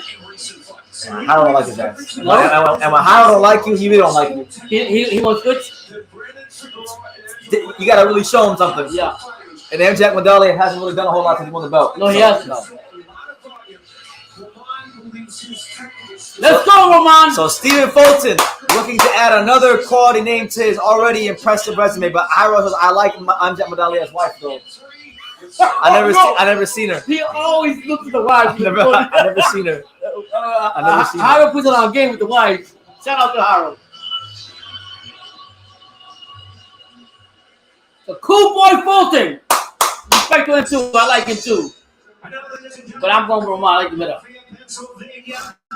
Here is the current undefeated unified 100. There he is. Champion Philadelphia? Yep. Nobody else champion right now. Oh shit, respect him. Here is Stephen Fulton Jr. If Angelio fought him in rematch, who wins? Right now, Fulton will win, but Are you serious? yeah, Anthony needs to get back in the ring. He needs to get sharp again. He is sharp. He's working hard. No, under the lights. Oh. Under the lights. He ain't fought since last June. Okay, yeah. And you want him to fight forward? No. Doesn't happen like that. Cool boy. I like. You know, Bono's coming back too. Yeah, I know. Not worried about that right now.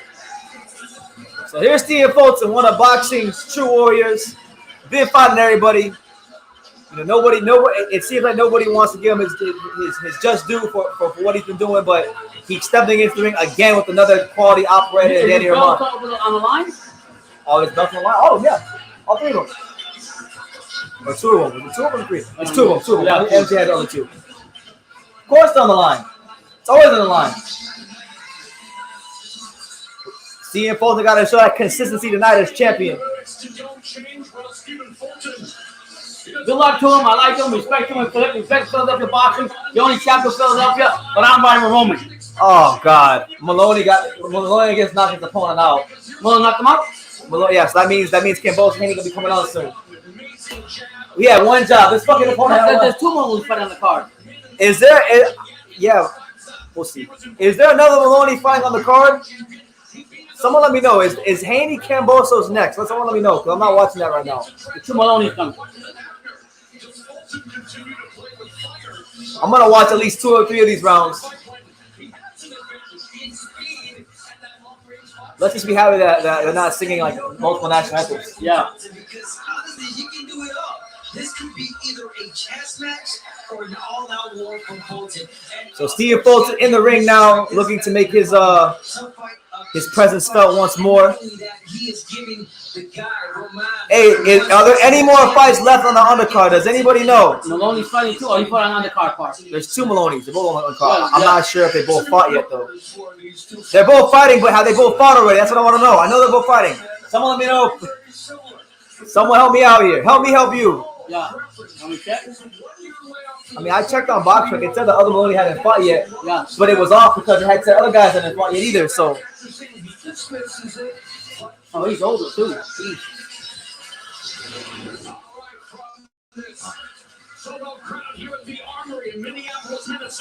Perfect punch box. He says, yo, true score. I think MJ versus Fulton is realistic because Merjan is not a needle mover to Eddie Hearn. I think the fight can happen on Showtime. Hey, you know what? Great point. I would venture to say you're correct. You know, hopefully it can happen, and then when that fight could Kambosos is up next, but there is time warming up. No, man. Fuck. What's the guy's name that got knocked out? Ashton, whatever. Fuck that guy. All he had to do was go 10 rounds when I watched this fight. Just go 10 rounds. This man didn't go 5. Yeah, but the fight Kambosos fighting next. Yeah, I know. I wanted to watch this fight. You out of your mind. I want to watch both. You can't watch both, and then the main. I could have watched both, and this dickhead could have won 10 rounds, but he couldn't go 10 rounds. Let's watch Kambosos. Fuck that guy. The other one already fought? I don't know. Nobody seems to know anything. No, because there was one on the card probably. Now I gotta keep now because of this random opponent. I gotta keep my eye on both fights now. And that's exactly what I'm gonna do. Shout out to everybody here. Make sure y'all smash that like button. Can't rely on these opponents. These gentlemen for nothing. Well, you want him to go 10 rounds? I want him to go 10 rounds at least. Yeah. But you know, Top Rank, make sure they pick somebody, a nice little cherry. Some Maloney can look good. They can drum some interest for a fight. Let's go. All right, I'll give you a prediction in this one. Fulton by decision. Yeah, I got Roman. I'm talking about because he comes forward. Boxing fans joining us around the world.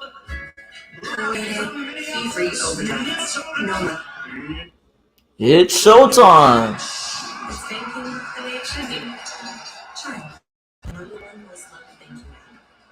All right, so I got both tabs open. I'll be checking periodically. Hell no, Brandon. It's not on yet. Oh, it's not yet? No, it's not on yet. The fight just ended. Okay. Let me know when the fight starts. Before the fight starts. He has 10 wins coming by way of knockout. Tonight in his 7th world title appearance and ranked the number 2 WBC contender. I just put that shit on mute. Back off. Copyright claim. There we go. All right. Anyway, shout out to everybody here. Italian Dog says Haney's dry stick. He's calling him a rat. Yeah. Anyway, so wait, the fight's coming on next or not coming on next? I don't know. We'll figure it out. So announcing 2 fights on at the same time. Yeah. Well, the other one's not on yet, so we got time. It's not fighting. The main fight's not No. He weighed the same as his opponent, 121. Hurry the fuck up, Jimmy! Jesus, hurry up, Jimmy Lennon! Speed it up! Not his fault, brother. I hate PBC for this. I really hate PBC and Top Rank for this shit. How do you first of all, how do you put two fights on at the same time and other fights in fucking Australia? How do you do that? It's ratings. It's ratings. Has Fox been phased out by PBC? The quality on PBC and Showtime cards has gotten better. It appears so. There hasn't been a good Fox card on since a while. I mean, they've been shitting the bed with their fights since Christmas. I remember when Vita Maneki fought that guy on Christmas. Yeah. So I would agree with you. It's not like the days of when like Thurman was fighting Danny Garcia or PBC was first fighting on premium network television. They've really fallen off and they kind of put everything to Showtime. There you go, round one. Roman versus Fulton. Great fight right here. We're gonna try to keep an eye on both fights. It's gonna be a pain in the ass. Well, who's fighting next over there? Kambosos fighting? Yeah, he is. I don't know. Yeah, he is. He's gonna put on. That's the main It's fight. not on yet. They have the entrance. They got the Australian national anthem, the American national anthem. Yeah, we're gonna be able to watch at least 3 to 4 rounds. 43rd. We're good. We're good. Stephen Fulton Jr. absorbed 248 body shots in his last. Someone let me know on that Kambosos card. I'm gonna check in between rounds, but someone let me know where they're at when the ring walks start. If you're following that card, help a brother out. He might last 4 rounds. We might knock him out. He didn't punch like that. Got small hands and knees. There we go. Anyway, round one, Danny Roman versus Stephen Fulton. Here we go. In 3 or 4 years. Stephen Fulton Jr. looking to get another quality scalp on his record. Danny Roman looking to let the world know once more that he is still one of the best fighters in the world at the 122-pound weight division. So far, very tactical so far. Fulton on the outside lands a good little jab from Stephen Fulton. Fulton throws a jab and Roman slips it. Good parry by the jab there by Roman. Roman lands a jab of his own. And then he lands a right hand that grazes Fulton, but Fulton rolls the punch. I mean, like I said in the beginning, this could either be a chess match or an all-war. There you go. Good jab again from Stephen Fulton. They're really technical. I like the jab that Roman is using. There you go. Another jab by Stephen Fulton.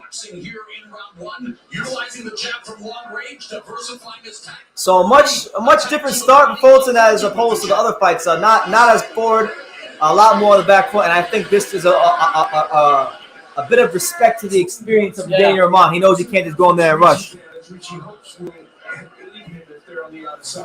Trying to get sneaky with that overhand lead right hand by Fulton. There's a nice jab to the body by Roman, and again he'll have to go through a little bit of hell to get close to the range that he really wants to fight a guy like Fulton. Oh, nice. Good jab by Fulton. But yeah, so far Fulton's speed and his length really on display here in the first round. Roman trying to figure out how to get past that lead hand. Keeping his distance too. Roman. Is very good at countering in combination. Another good jab by Stephen Fulton.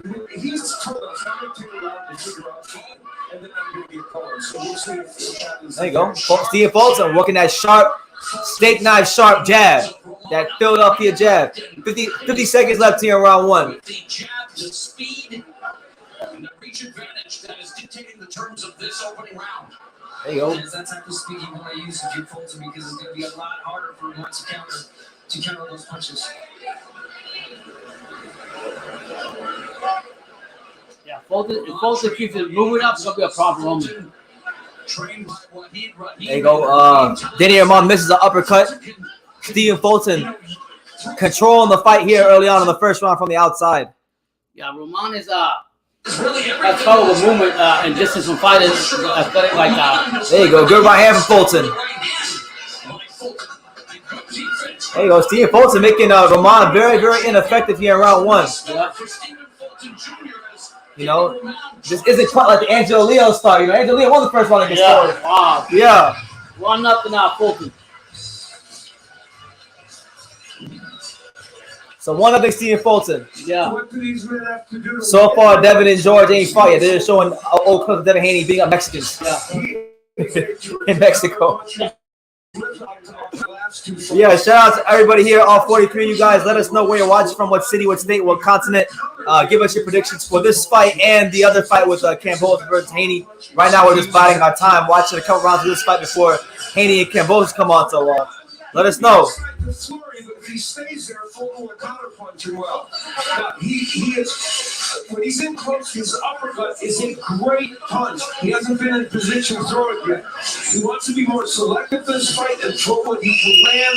We expect to see him busier though than the 39 punches he threw in round 1. All right, so here we go. Round 2. Fulton versus Roman. Good fight. Fulton was good though. But Fulton so far in that first round doing a good job of using that speed and that range on the outside. Yeah, and that movement. Danny Roman very front foot dominant. I don't think this fight really starts for Roman until the 4th round. Fulton's gonna win the first 3 to 4 rounds easily. You think so? Yeah. Yeah, but that movement that Fulton got. Yeah, but That's the problem that Roman had. That's that problem. good counter left hook by Fulton, and Fulton uses the lateral movement. Yeah, but after a while, I'll probably get used to the timing for that.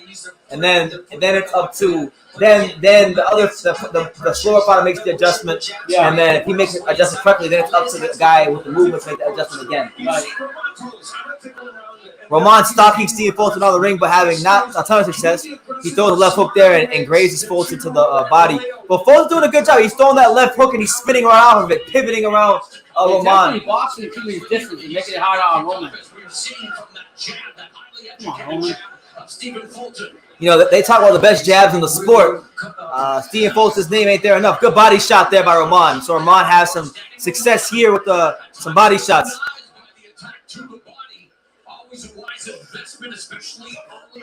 It wasn't a draw. He won the fight. Fulton beat Figueroa. I don't know how everybody gets off saying that Figueroa won the fight, but Fulton beat him pretty clearly. The thing is, I like Figueroa, but he started crying like a baby afterwards.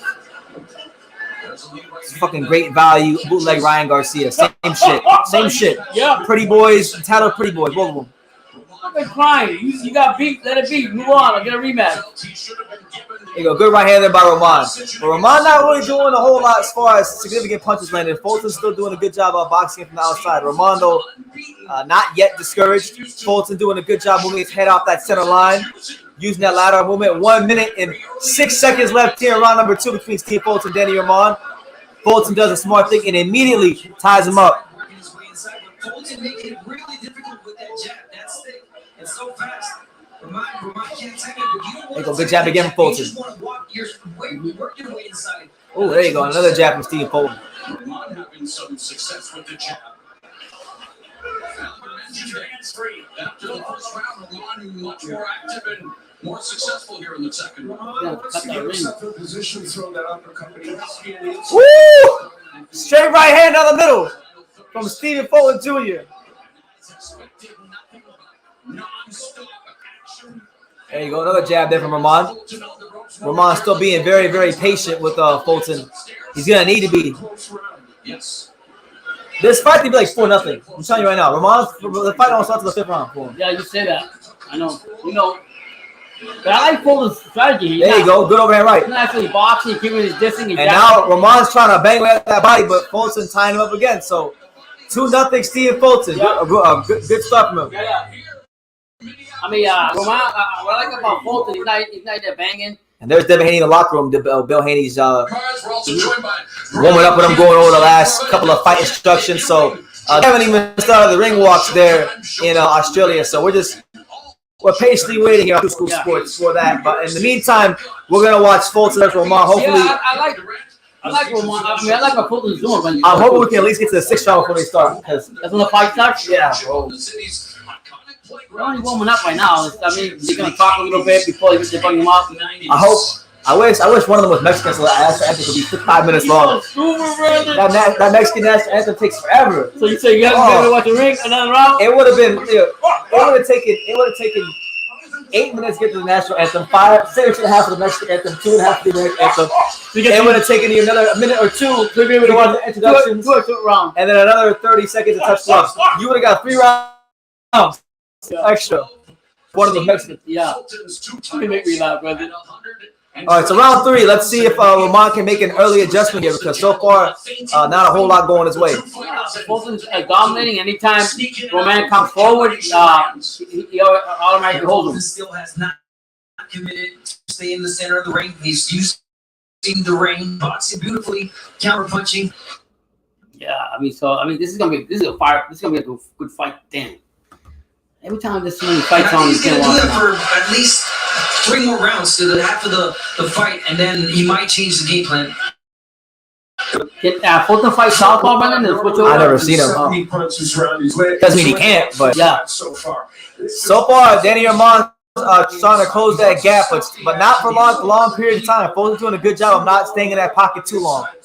He doesn't want to give Roman any chances to counter punch or get his stuff off. Jabbing and getting his step way out the way. There you go. Good right hand to stomach there by Danny Roman. There you go. Good double jab by Stephen Fulton.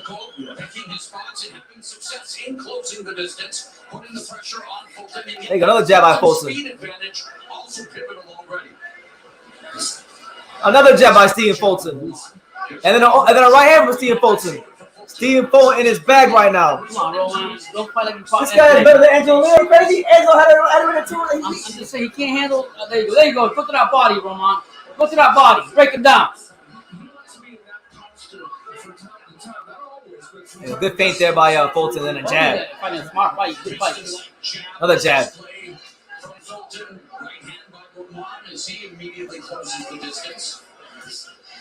Okay.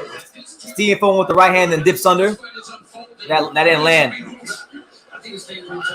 Danny Roman has not landed one significant shot yet in almost 3 rounds.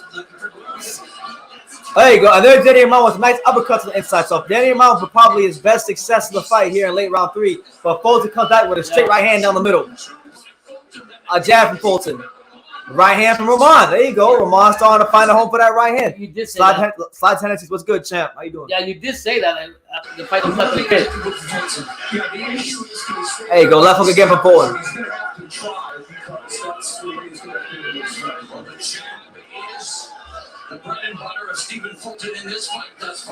So basically, just staying it away from Roman. Fulton doing a great job. Even when he's not punching, he's constantly moving the head off the line. Yeah. And it's really throwing off Danny Roman. Yeah, not letting him the time he punches. There you go. Nice little up jab there from Danny Roman. Stephen Fulton smiles. There you go. There you go. Good counter left hook by Stephen Fulton. And then he spins right out. So Stephen Fulton all the way I'll give it 3-9 in his bag right now. 3-0. So even though it was a good showing by Roman. Not really all the way. That's I didn't think Roman was going to win any of the early rounds, but good showing this one. Better stuff there in that round. So supposedly they're doing the countdown. They say it's 5 minutes to the main event, so 5 minutes the ring walk starts. So we probably got a solid 2 to 3 more rounds here on the Fulton Roman fight, which will be just enough time to see what kind of adjustments Roman can make before we have to start zoning in on Haney versus George versus Kambosos. Inoue don't want to see Cool Boy. I don't know, man. I mean, I've seen Fulton get hit pretty hard. I don't know if Inoue's power would carry up like that, but I love that fight. I'm sure he would want to see Cool Boy. Did you watch press conference? No. They had one. I heard about it, but nah. Did you watch it? I didn't watch the whole thing. I couldn't understand. Most was Japanese and English and Japanese and this lady. Aaron, what's good, champ? Shout out to you out there in Portsmouth, UK, the home of one of the trickiest and most underrated welterweights. You know, Michael McKinson, the guy that Virgil Ortiz doesn't want to fight. You know, because he had a condition, but you know, God bless him. Yeah, it is what it is. Anyway, what the hell happened with this freaking stream? All right, I'll have to refresh it. But yeah, right now Stephen Fulton dominating the early parts of the fight. Yeah, even though Roman got show better round, third round looked like he's getting active, but Brandon said the fight don't start the 5th round. Don't start to the 5th round. Fulton's gonna be he gonna be at 4-0. Now, see, if he was a more athletic fight, like like an Angelo Leo who could punch a little harder. Fulton? Roman ain't as good as Angelo Leo. You seen it right now. No, the thing is, what I see from Roman when he even lost his belts against MJ, he can't handle athletic boxers. He can't handle athletic boxers. He'd have a hard time handling Angelo Leo too then. Okay, that's just a fact. I have to agree with that. Yeah. I'm not hating on that. All of a sudden you became a big Danny Roman fan all of a sudden. No, I like what he did. of a sudden. But I also understand he got exposed because he can't handle athletic boxers. No. So Angelo Lee will probably piece him up. There's a big difference between a Mexican fighter from California and a Mexican fighter from Mexico. Big difference. Johnny Tapia, what the guy's name? The other guy he fought in the trilogy. Anyway, round 4. I missed almost half of round 4, but you see Danny Armand beginning to open up a lot more, throwing bigger shots. And you can just see it in Fulton's eyes. Fulton switched all the way on. Now, it is worth noting, I talked to Angelo today. I asked for his prediction on this fight. His prediction was Fulton by UD. All right. I think he wants that rematch so bad. Good up jab by Fulton. You think Fulton will give that rematch? Yeah. I think so. Do you think Angelo Leo will beat Fulton in that rematch? We'll see. I mean, I don't want him to fight him right now. All right, yeah. DW, what's good, champ? Good to see you. Right now we're watching Stephen Fulton before George Kambosos fights. Right now he's in his bag, outboxing Danny Armand pretty convincingly. It's not really been much of a threat to him so far. Woo! Straight 1-2 down the middle from Stephen Fulton. And then right hand again from Stephen Fulton. And another jab from Stephen Fulton. Oh my God, this is one of his easiest fights. Oh my God. It ain't over till it's over. But I like the way Fulton's fighting, man. I really do. He's keeping movement, making Roman mix. Another jab from Stephen Fulton. Oh my 1-2 God. down the middle. Respectful on, boy, one of the top pound for pound fighters in boxing. Respect him. Another jab. Another jab. Look at him. There you go. We're coming. We're coming. I got Kambosos by split decision. That's what I got. But we'll see, man. It can go either way. I think Devin got a great chance. No, he's fighting an excellent fight. But right now, we ain't worried about that. We're watching Stephen Fulton deliver a pound-for-pound performance right now. Kambosos and Haney hasn't even started yet. They haven't even started the ring walk. So we're watching Fulton versus. Piecing out my boy.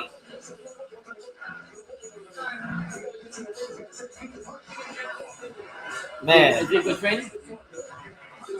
I can't even see what trainer was. We need to be a little more intelligent. That's what we did in Spire Out, okay? That's what we need to He said he could see a draw. Yeah, I mean it's possible. They had that rematch clause in there for a reason. Set up a nice big money rematch. Yeah, it's very possible.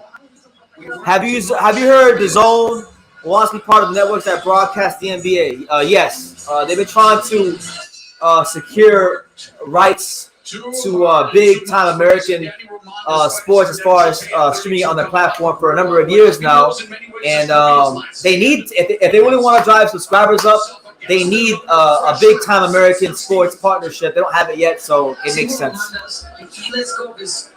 We're here round 5. Stephen Fulton versus Danny Armand. Armand lands a little hybrid uppercut left hook. But that jab of Fulton, it looks like it's getting even sharper as the rounds go on. He's getting. I mean, you're right. Come on, Roman. Don't make me a liar. Man, Danny, fucking right. Danny Armand got nothing with Fulton. Just overshoots the right hand, and now he's starting to let his hands go a bit more, but nothing that's really bothering or troubling Fulton too much. No. Push it back into the corner. There you go, right there. Go to that body. There you go. Good. Fulton shoots the right hand out the ropes and dips to his right. Hit his body. Oh, bring generation. You see what Fulton's doing right now? Yeah. This is what Devin needs to do to beat George. When you throw that hook, you spin off of it. You spin off of it. Yeah. By the way, holding on. Getting hurt. There. Go to that body, Roman. I got a bit of unpopular opinion, but I actually think Steve Fulton's a more skilled fighter than Devin Haney. Oh my God. A lot of people wouldn't agree with that, but my God. You serious? Yeah. Yo, what I like about Fulton, he showed me a lot. He can box and he can actually fight. The more I see him, the more I appreciate him. But I'm still riding with Roman. It doesn't tell you right, Brandon. You didn't learn from Angelo. No, I like Angelo. He's my boy. My boy too, but shit. Right there. Get him, motherfucker. Gotta go by the corner. Good right hand by Fulton again. Get him in the corner, Roman. Walk him to the corner. Don't stay in the middle of the ring. Oh, left hook from Steve Fulton. Oh my God! Come on, Roman. Inside, outside, mid-range, Shit. whatever you wanted, he's got it for your ass. Bro, Stephen just Fulton. stand up. But let's go, Roman. Push it to the corner. Come on, get him. The same thing I say about He can't handle movement. the same thing I This say motherfucker about can't handle movement. the same thing I say about Puerto Rican fighters. I'll say for the Mexican fighters. Yeah. There's a difference between Mexican fighters from New Mexico Yeah. and Mexican fighters from Cali. Man. Johnny Tapia, stand up. Damn. Danny Romero, He can't handle movement. Angelo Leo. I'm starting to see the same thing with the MJ fight and this fight. Fucking can't handle movement. Come on, Roman. Oh, Steve Fulton, the southpaw now. Did he switch it? Yeah, he was for a second. Yeah. He's back. He's back. Man, you know what? I don't think Roman's gonna get started at all. I think it's gonna be this for the rest of the fight. Yeah, I don't think so. He can't handle athletic fighting. Ooh, Steve Fulton's in there. He's having fun like it's sparring. He can't. He got me. Oh man. Man. He can't handle. All right. So on that note, look, Fulton probably win. Yeah. They're doing the introductions now. I see Michael Buffer with the microphone in his hand. So let's turn our attention to the fight we came here for. Yeah. Kambosos versus Haney. You know, let's Danny Armand pull his head out of his ass. He ain't beating Steve Fulton, but Last minute prediction, guys. Oh, it's the Greek national anthem.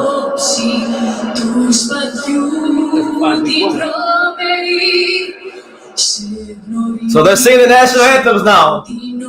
Give your last prediction. What city, what state, what country you from? Hit that like button. They said when it's sold out. They were just drinking. They're here now. It's not the English man. Same. Australians, same thing. The Australians, they don't give a shit. Yeah. They don't care. They're like laid back, They're the right? most laid back people on earth.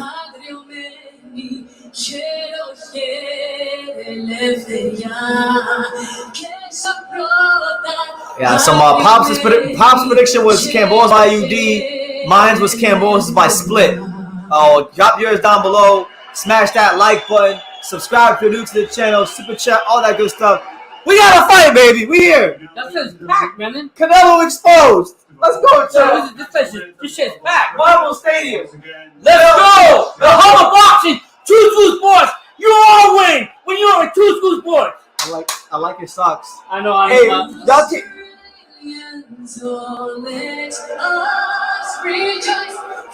I wish I could speak different languages. You can. I should be like a tourist. So the national anthems are being sung right now by the raucous crowd at Marvel Stadium. Moments away from crowning the. I was there. Shout out to Carl Hansen who's there. We're moments away from crowning our first undisputed champion at lightweight since Pernell Whitaker. You know, the 10th undisputed champion of the football era will be crowned officially tonight. Yeah, hold on.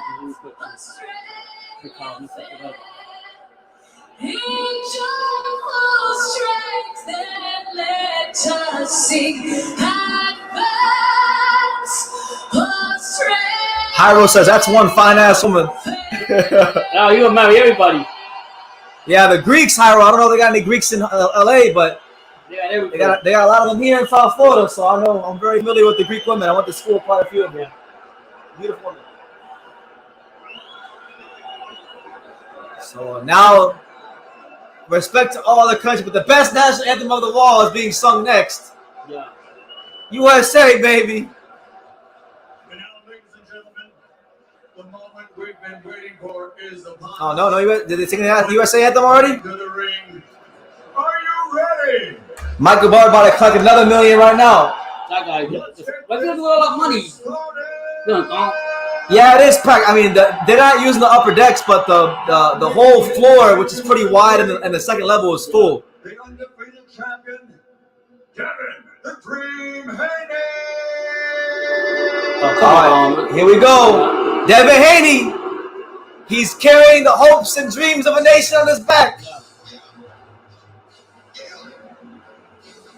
He's coming out of DMX. Is he? Man, you don't. How do you know all this shit, man? Is that a good song? I grew up all these songs, that's why. So hey, come on, the DMX. You think this is a fucking game? Yeah. Let's go. So Devin Haney, the talk has been for a long time that Devin is the next Floyd. He's the next this. He's the next that. There's been very few fighters from this country in recent memory who have been more hyped up than Devin Haney.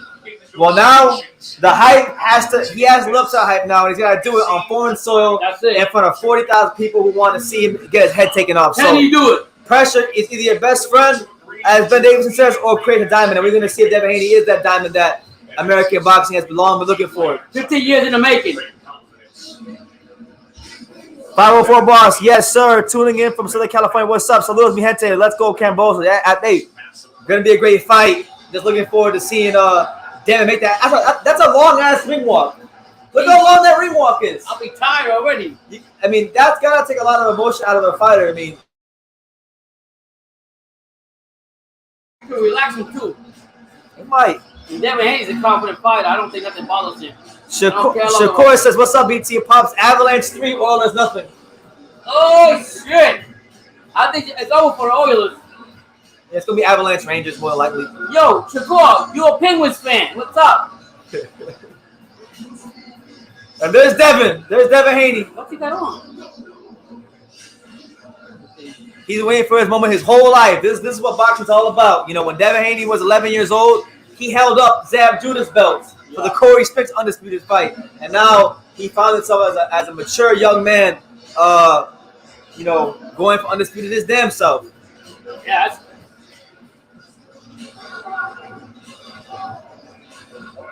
that's a big stadium, huh? That looks like an ice rink.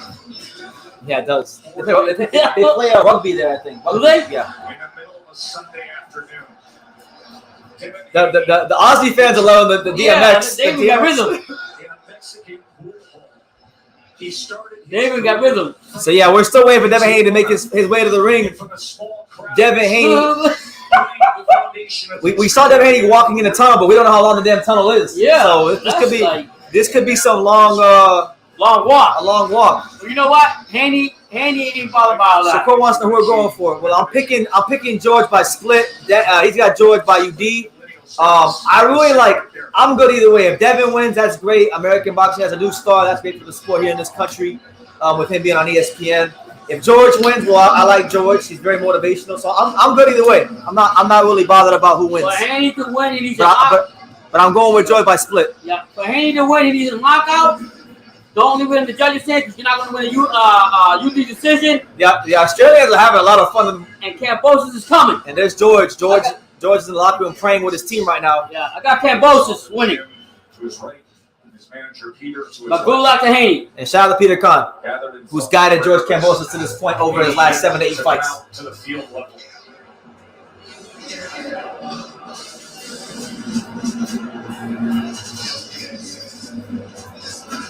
Bro, what the hell is Devin Haney?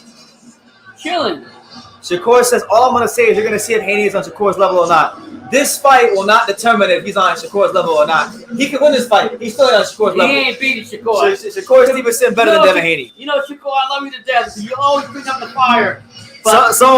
Aaron wants to know, is Devin Haney walking from the United States of America? It feels like it. It's taking forever. He came down the dugout, right, really? Who's that? That's George's wife. Who's? George Campbell, that's his wife. Okay. Got like 2 kids with her. Okay, that one looks like George right there. All right, so George's team just got done praying. Yeah. But we still don't even see Devin Haney in the ring yet. So what the hell is Devin? He got to pray too, man. He really just got blessed. Yeah, but he was walking to the tunnel. He was all fired up and stuff. Like, maybe I had to go to the bathroom beforehand. Are they gonna let the whole DMX song play before Devin Haney walks to the damn? Yeah. What's the song mean? Does it mean? Basically, it's a song saying that I'm gonna beat you up. That's what I said? Yeah. Oh shit, yeah. We got grandma. Shout out to Haney, man. I mean the Kambosos.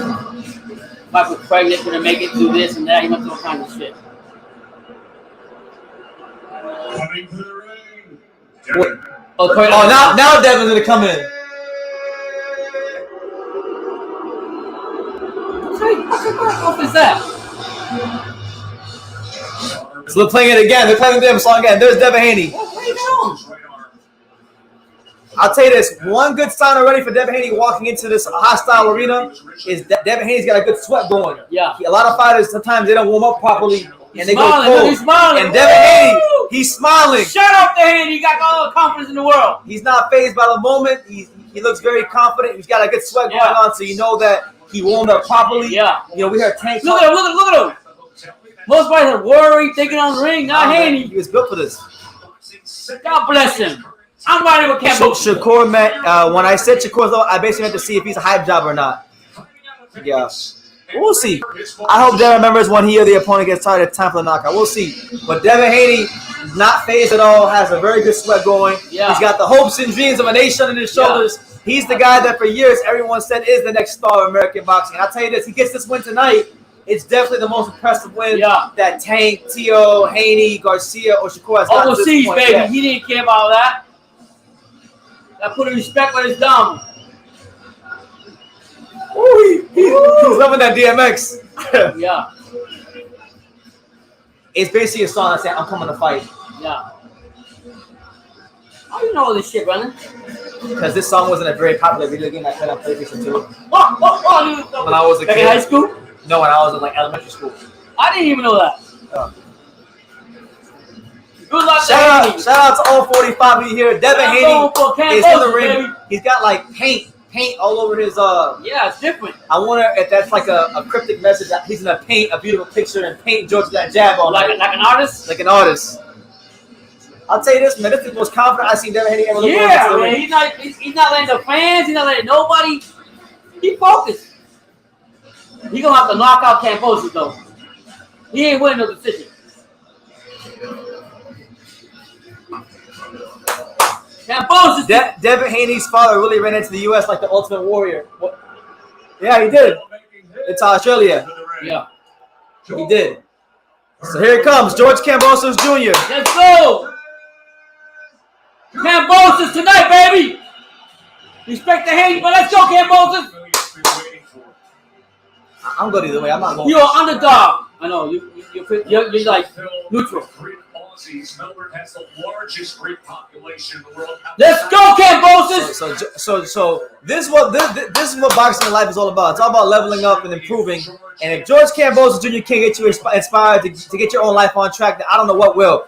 He started off, as he said many times, the local show, fighting in front of 10 people, 100 people in Australia. And now he went from the local show to the Marvel Stadium. Yeah, he's always been the underdog in this fight, so he's used to it. I like that underdog mentality. Let's go, Kambosos. This shit music gotta go. The music. It's that Greek shit. You don't know about that. You can't be this. Are you serious? No. You know Paul Martinez is half Greek. Oh. Yeah, he's half Greek. Paul's Puerto Rican. He's half Puerto Rican. And Greek? Yeah. Oh. The Paul, we did that music? This is Paul's people. Oh, yeah. Check out the Paul. Don't be disrespecting my phone like that. You're following. And now that Leonidas just starts playing that Spartan Warrior. Is it? Oh, you already know this? This is where we fight! Are you serious? You know this already.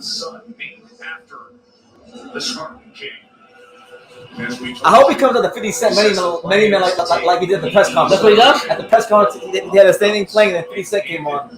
Are you serious? If he comes at 50 Cent, I'm going to lose my shit. I'm picking him to win. If he comes at 50 Cent like he did at the press conference, I'm picking George to win. Yeah.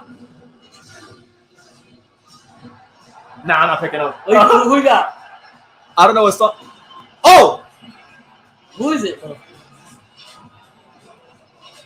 Oh, he's calling 50 Cent though. It's another 50 Cent song. Is it? He's coming out to What Up Gangster. Are you serious? Oh, he got like 50 Cent a lot. He's coming out to What Up Gangster by 50 Cent.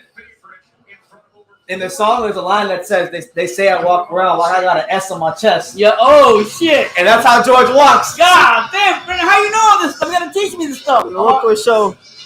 Is that rap? Man, where have I been at, Brandon? Yeah, George gonna beat Devin. He coming out to 50 Cent. What Up Gangster? He not losing to George. Every time he does that, you always say when the fighter changes his song, he's always losing. He didn't come out to the song last time, but this is a great song. Yeah. It's a great song. It's one of his populars? Some of my favorite 50 Cent songs. Yeah, I don't know, man. Oh, look shit. at it, and you can see the intensity just building on George's face as he enters the ring in Marvel Stadium. I want to 50 Cent know he likes him. I don't know, but like at the press conference this week, right? Yeah, I think that's on. The press conference this week, he came out. They were playing songs in the press conference. He came out to another 50 Cent song, Mini Man, which is a popular song that many fighters have used. But now he comes out to another 50 Cent song. Oh, he's a big fan of 50 Cent music. Keenan KT, what's good, Cheb? He says, I simply don't watch boxing without Polish and BT running at the same time. What's going on, Keenan? Devin is gonna jab him clean and the new. We gonna see, Cheb. I got George by split decision. I got George too. By split. He ain't winning, Kenny, if he don't rip his throat out and if he go in there and fight. If he goes and play tennis, he's losing. I'm a lot more confident in George now that he killed 50 Cent. What Up Gangster? That's like the best song we could have picked. We don't play around. In the song, there's a line, we don't play around. Oh, shit. We don't play around. Yeah.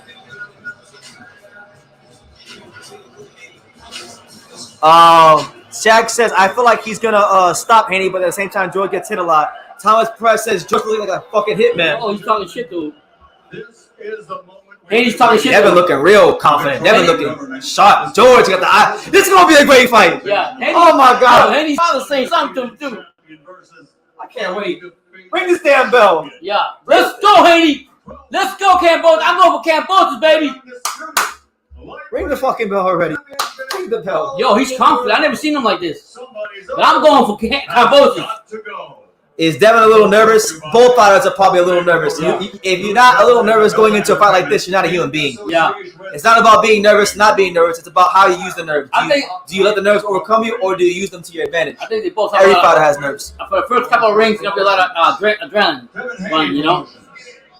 Big Sport and Duco Events, sponsored by The Drop. Oh, Devin's talking. Yeah, they talking. His dad is too. NFT site. His dad talking shit too. Victoria, Culture Look at King, you. Tab, and Crypto Spend. Sanctioned by the Combat Australia, stand up. Victoria and Shout out to Haney, but I'm going for the Kambosos. World Boxing Association, the World Boxing Organization, and the International Boxing Federation. At ringside, the officials scoring our judges from Hungary, Zoltan and Yeni. They're both nervous. From Poland, Yeah, Pavel of course. Kargini. They're both nervous. From Canada, Benoit Rousseau, and the referee in charge of the action at the bell from Panama. Man, Devin got that stone cold look in his face. George like he ready to kill something. He would. I can't wait. But he's more experienced, I think. Devin looks like he's gonna throw up. No, I think Devin looks just fine. Yeah. You know, Devin Haney, you know, he's got big responsibility on his shoulders. He's representing them stars and stripes. He got the balls. So he's got big responsibility on He his got shoulders. balls too to do it. So respect to him. In attendance and the millions watching. Shakur Stevenson said the art of war. That's right. Deception award too. When he missed weight. He took a piss to lose weight. Yeah. USA, Keita K getting real patriotic. USA. Let's go, Kambosos. I thought you was American, man. I love Campbell. I love Haney. Respect to him, but he's not winning here. You know what it If is? you don't go for the knockout, I'm gonna if explain you it to don't you go for the guys. knockout, I'm gonna explain it to you guys. I'm gonna explain it to people. Hold on. My dad don't like nobody who boxes the back foot. I can't name one. There's not one fighter in boxing you like who boxes with the if back he foot. don't get up go for a knockout, You're ridiculous right and he now. wants to play tennis, I'm just neutral. I like them both. I like them both. I'm going for Kambosos. I'm calling it out. Respect to Haney and his I like father, them both. but I just gotta go with Kambosos. 504 says the winner has to fight Rolly. That's right. The cash cow of the division. Yeah. Lightweight champion of the world, Devin. Now respect to Haney too. I like his dad. You never like Haney. You never like Haney. I like Haney, but I'm going for Kambosos. I think there's too much pressure on Haney. Campbell to go Rainbow.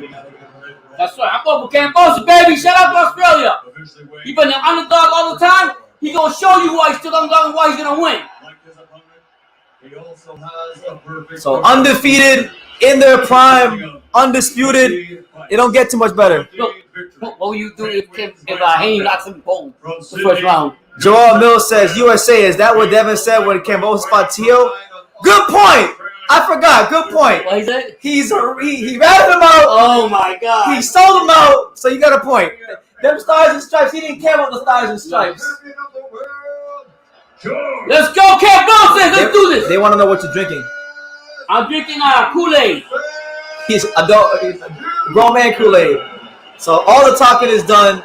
The introductions are done. These long ass entries are done. Good luck to both of them. We got a fight, man. Yeah. Oh, what a fight! Can't wait. Yo, they're going crazy over here.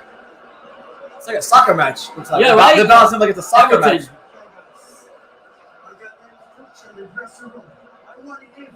Who's this referee? Is he good?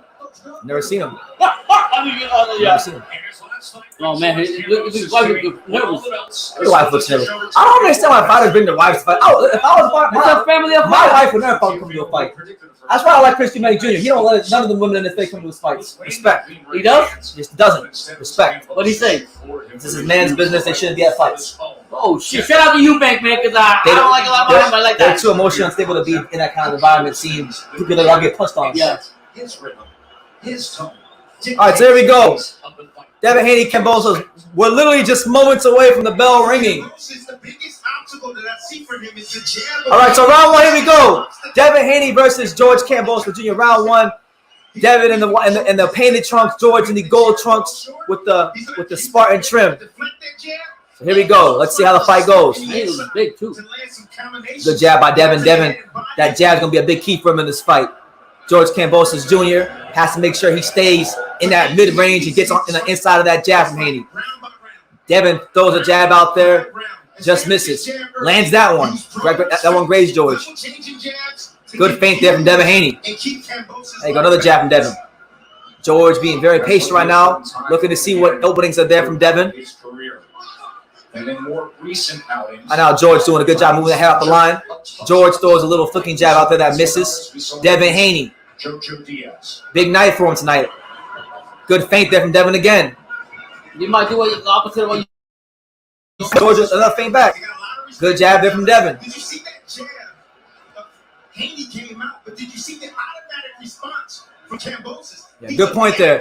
One thing about George is when a fighter throws a punch and lands, he'll come back and he'll fire right back. So Devin's got to be very cognizant of that when he throws punches. Be on the lookout to get the hands back to block the return fire. George throws a little touch jab out there. Devin steps into a jab that just falls short. That one lands though. Good jab there from Devin Haney. Good feint there from Devin, and then George tries to throw a punch to the inside. Devin ties him up. The referee separates them. 1 minute, 28 seconds left, or 22 seconds left in the first round. Good jab again from Devin Haney. Steady work from the jab with Devin Haney. Another jab from Devin Haney, and then he ties him up again. So George Kambosos Jr., he's got to make sure that he starts getting some shit off because you can't let Devin get into a rhythm. But so far, great stuff there from the champ, from the WBC champ, Devin Haney. Another jab from Devin Haney. Good feint there from George.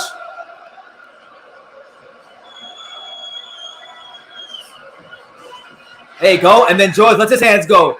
Good jab from George, and then the right hand from George. And then George ties him up. Okay. Good stuff here from George Kambosos. 34 seconds left here in round number one. I know you guys might be a little bit ahead of me, but referee warns George.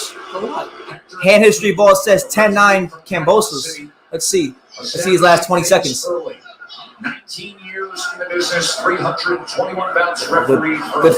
Good jab that's thrown there by Devin Haney. Good feint from George.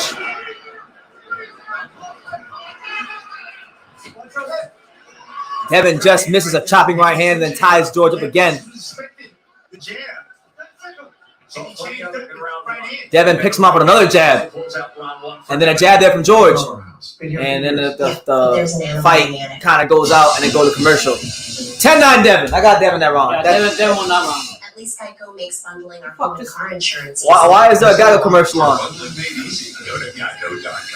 It's still the eat I don't know why there's a Geico commercial on, but Devin won that round. Yeah, Devin actually to me came out, jabbed his way to.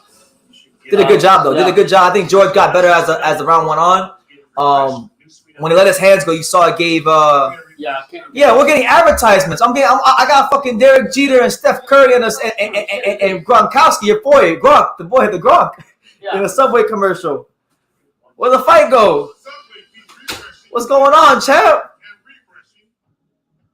ESPN, you letting me down. I'm trying to see the damn fight. You over here advertising Jason Tatum. I don't give a fuck about no Jason Tatum and Curry.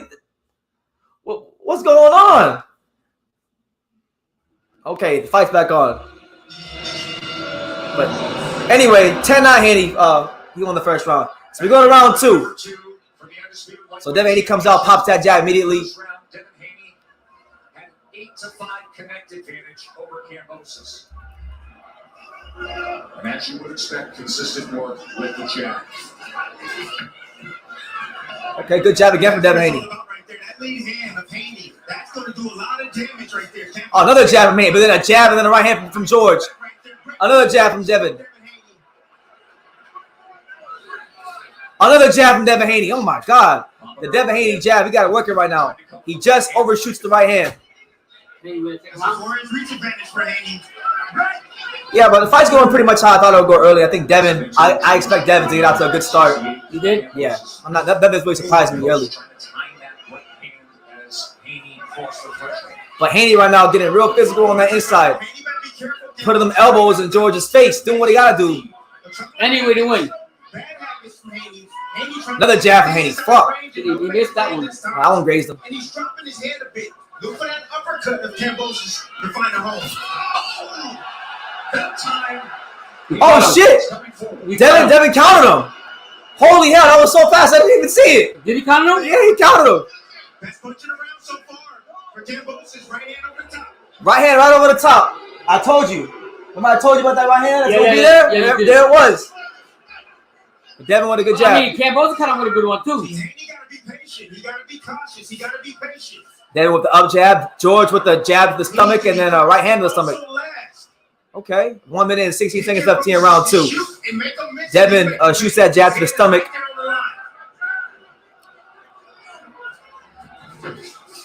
There you go. George shoots the right hand and just misses. Devin pot shot it to the body down early. Devin just misses the jab up top. Misses the jab downstairs. George Kambosos Jr. makes that punch sail over his shoulder. So there you go. There you see the that timing of that distance. George is starting to figure out the distance on Haney. Haney got to be very cautious what he throws. Are you serious? And make sure, yeah. When you start seeing punches sail over the shoulders of George, that means he's starting to get your distance down. Oh, wow. That's what you need to look out for. Like you over punching me? Good, yeah, good job from Devin again, though. Devin staying very consistent behind that jab. Good feint there from George. Devin ties him up. So Devin doing a good job right now. Smart fight. Disrupting that timing of George. Yeah. But George has shown Devin ain't careful. He got them counters for his ass. Yeah.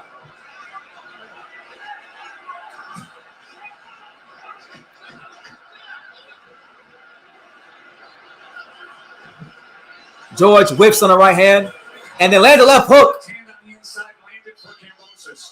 I got a 2-0 Haney. That's a close round. That is a close round. We got 2-0 Haney. I gave it to George. You did? Yeah, I gave it to George. Close. Here's the rules. Close. I missed the whole Eye contact. 30 minute of it, but I've seen what I Close round. So it's 1-1? 1-1. What do you guys got it? I got a 2-0 Haney. I didn't see the whole thing, so to be fair, I'll just say 1 and go whatever you say, 1-1. Want them as a sign? No, give it to them. but so you're telling me when a fighter over punches, that means he's timing up so he knows. I'm saying with the way Kambosos stands, if you watch his fights, before he starts to get really, really good, yeah. When the opponent starts throwing punches and they start sailing over his shoulders, that means he's getting your timing down and he's normally countering over the top. Oh, okay. So I'm saying if you start seeing George, right? If you start seeing the punches sail over George's shoulders, that's when you know he's starting to really get the timing down. If Devin can pop that jab and get out and keep snapping George's head back, then you know he's doing good. Yeah. Close round though. Brendan, what's your score? I got it 1-1. I think Devin's doing a great job in the fight, working behind that jab, but George is doing a great job landing them hard at their shots. So George comes out here in round 2, lands a jab of his own. Devin comes back with a jab himself. Nice, sharp, educated jab by Devin Haney. Jabbing from the waist. Yeah, Devin just missed that right hand. Good jab there by George. What a fight. Haney realizing the speed of Kambosos, the footwork of Kambosos. Devin doing a good job trying to change the eye level of Kambosos, jabbing downstairs, trying to set up that right hand. Good jab to the stomach there by George. being the big advantage he felt he had. There you go. Another jab by Devin to the stomach. Nice. George did a good job slipping that punch. Wow. See, I like distance when he throws it at the right range. Haney, he has no problem. No Good feint there from George. Devin bit on it. And see that jab just sailed over the shoulder? Yeah.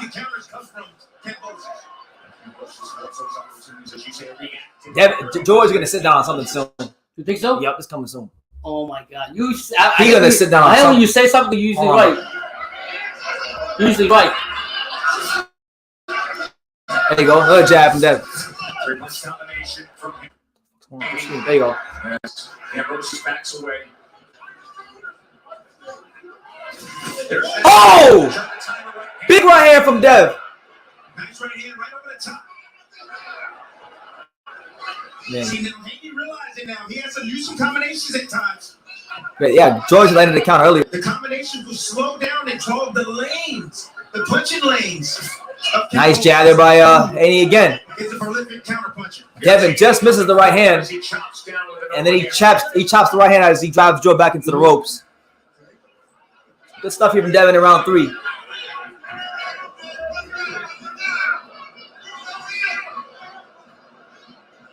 A lot of posturing going on right now. Good feint there from Devin. Devin looking very relaxed. Devin misses the left hook, but then George lands the jab. Lead with the left hook. Get him used to seeing the jab and then change up with the lead left hook. Can surprise your opponent.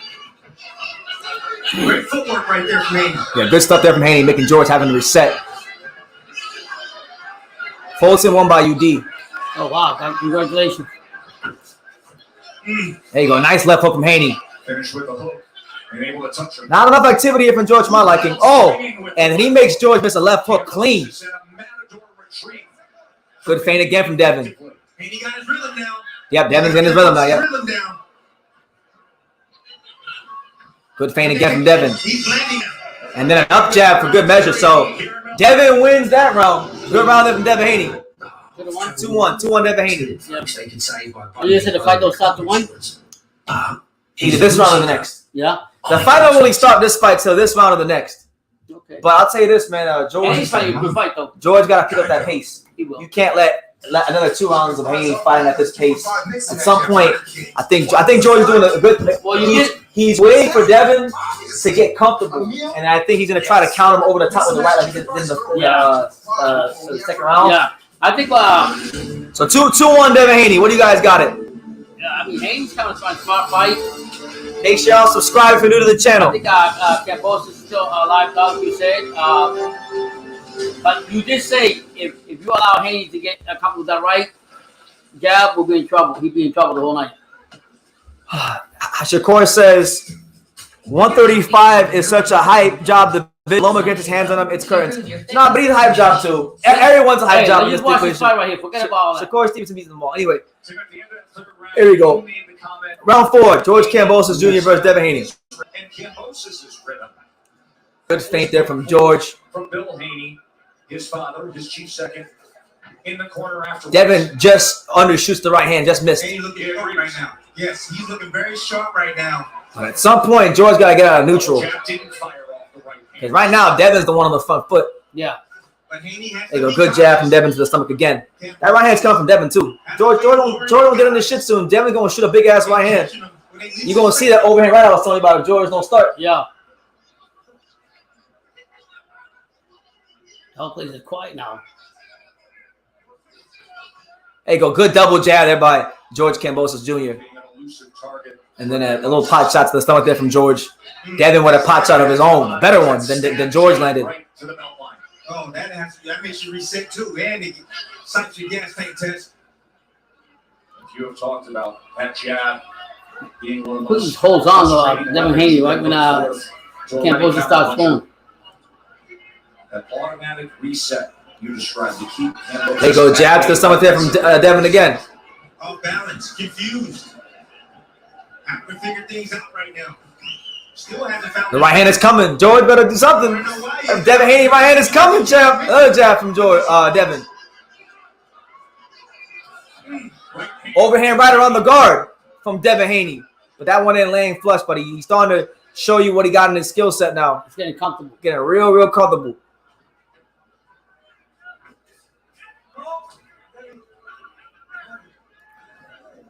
May the real George Kambosos Jr. please stand up. Yeah. Got the whole place quiet. Devin Haney.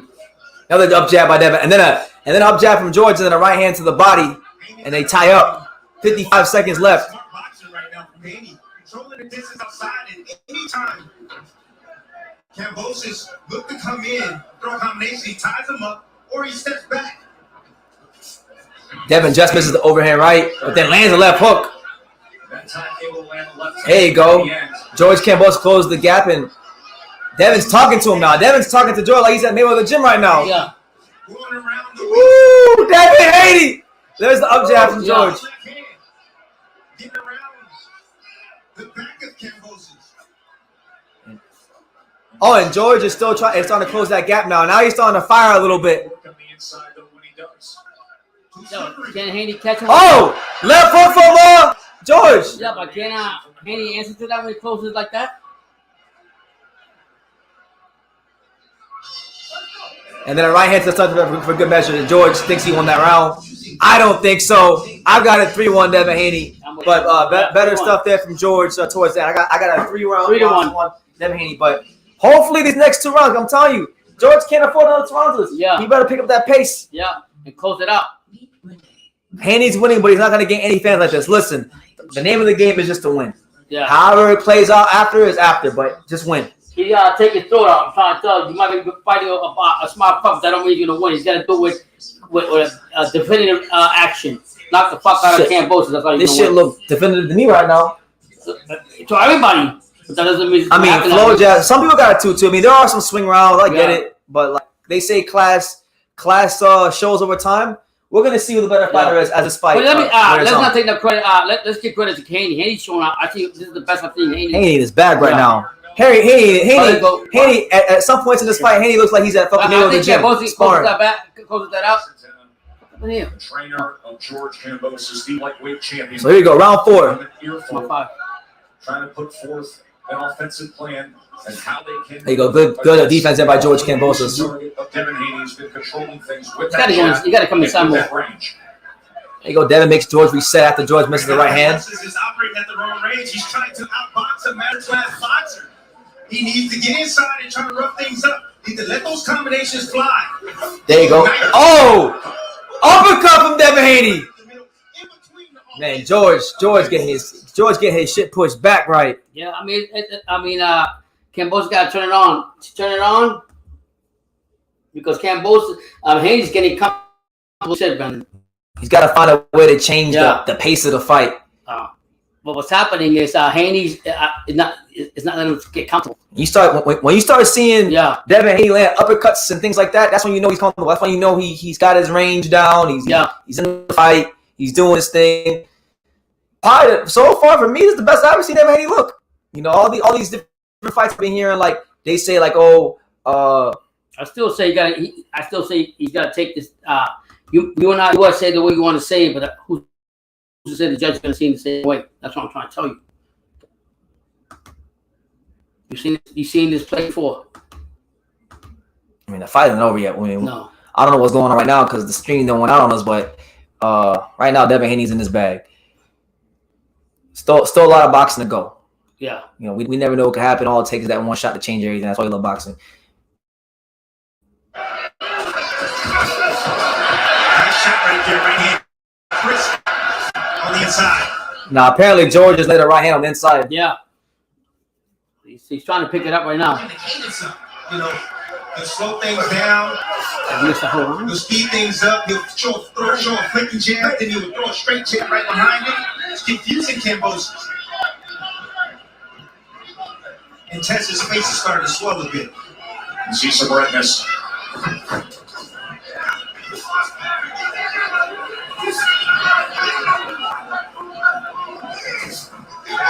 Oh, nice. Can hear the corner of Oh, nice body shot there from George Kambosos. No, but it didn't face Haney. It didn't even face Haney at all, Brendan. Haney able to get out of range. Yeah, he is. He's eating them jabs straight for breakfast. No answer for that Devin Haney jab. There you go. So I didn't watch that round, but the parts I did watch, Devin was winning. So I got it 4-1 to Devin Haney. Devin Haney right now in his bag. So you think you gotta turn it up now? Man, at some point. Yeah. Man, but a lot of people are saying close round. So again, I know people are saying this close round because every now and then George lands a big shot. But if Devin's landing 15 fucking jabs and George lands one big shot, Devin's winning the round. Okay, we understand that, but we also gotta understand. No, we're not the judges. We're not understanding shit. So I'm telling you right now, we scoring these fights the way they're gonna be scored, and who wins wins. Ain't no none of this. We gotta take the no. If Devin wins, he wins. We seen this play before. He's gotta go knock the fuck out of Kambosos.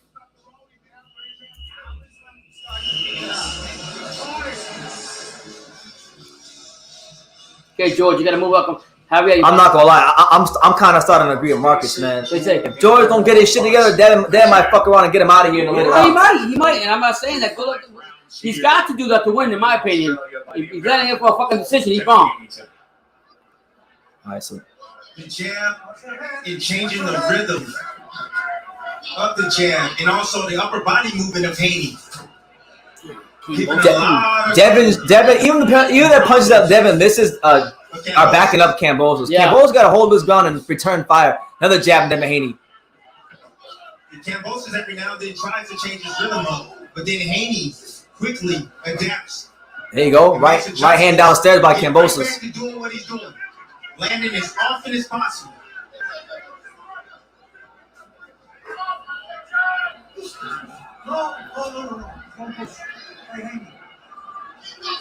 Yeah, you hold on right off that. Tess, Haney just gotta be careful not to. I mean, he's landing the jab. What you want me to say? He said jab, hold. If the referee ain't breaking it up, that's on George. What happened to all that shit about George gonna throw him out the ring? Fucking throw him out the ring then. Fuck you talking about? Oh shit! Come on, Campbell, but Haney's winning smart fight. Show some intensity. There you go, good jab, and then a right hand from George. Those landed. Another jab from Devin. Jesus.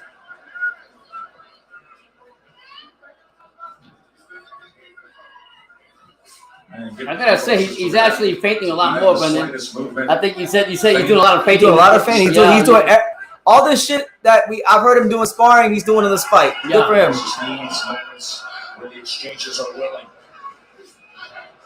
Good feint again from Kambosos. Oh! Good left hook from Kambosos. Yeah. He's holding on to that. 1 minute and 5 seconds left. That left hook from George. Oh! Good jab from George. He'll drop that right hand at times. He's open for the left hook. Hey, he wants to hold on right over that. Yeah, Devin's gonna hold on. That's what I'm saying. I think the back half of the fight favors George because Devin does like to hold a lot. Now I'm saying, there you go, hand street vault. But he is landing a jab. We'll acknowledge both. Another more holding from Devin. He's supposed to be Spanish. Nice check hook right there. Catch Kambosos with his chin up. Right hand down. Devin holding again, but he landed a good little check hook there about 10 seconds ago. I think it was probably that shot by Kambosos. Last 15 seconds. I think Kambosos warming up. To the halfway point of this undisputed lightweight world championship. Oh, Devin doesn't like the shot. He said it was low. Can the American bring back another jab from Dev. I got this on 4-2. 4-2. I got it wide. You? I can see 4-2, but 4-2. There's no way. Man, that shit 5-1. You out of your mind. You see how quiet that? It ain't no coincidence. No, I understand that because it's 4-2 though. Never Haney fucking schooling Kambosos. No, not fight. Not this ring. Shit ain't no. Yeah, this fight. No, this fight. Easily. No, it's 4-2. Ain't no damn 5-1. Right now, Devin Haney's showing American One boxing. He just caught him with a fucking right. He started holding right away. The fact that me. I got a 4-2. The fact that me and you are arguing, it's gonna be a draw. You think so? I got a 4-2 Haney. But Kambosos time with a nice right. Andre says, "Pops, bro, this dude's getting cooked. Keep it a buck." I'm keeping it a buck. I like Kambosos. I had him by split. You know, he might still by split. I got a UD decision for Kambosos, but I got it 4-2 Haney right now. 5-1, 4-2. No. Devin's winning. Devin's winning. That's all we know. Devin is winning. Round 7, back half of the fight. So this is the part of the fight where I really think George should come on aggressive. Yeah. But he better pick up that pace, because if Devin fight at this pace, you gonna win. It'll be easy night for him. Easy paycheck.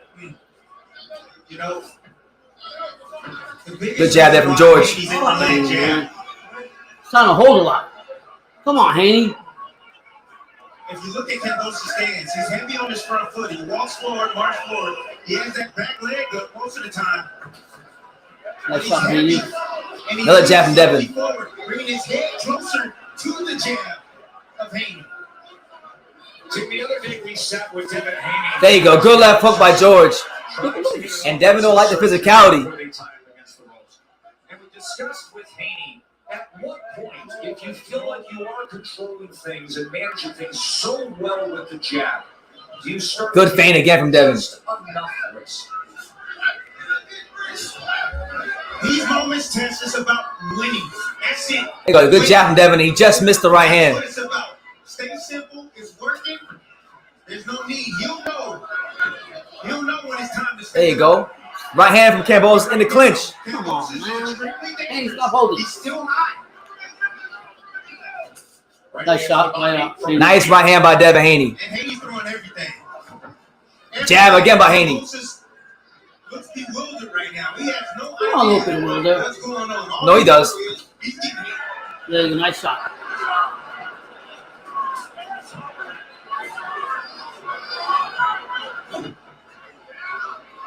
George he's not closing the gap on Devin whatsoever. Devin all the way in his bag right now.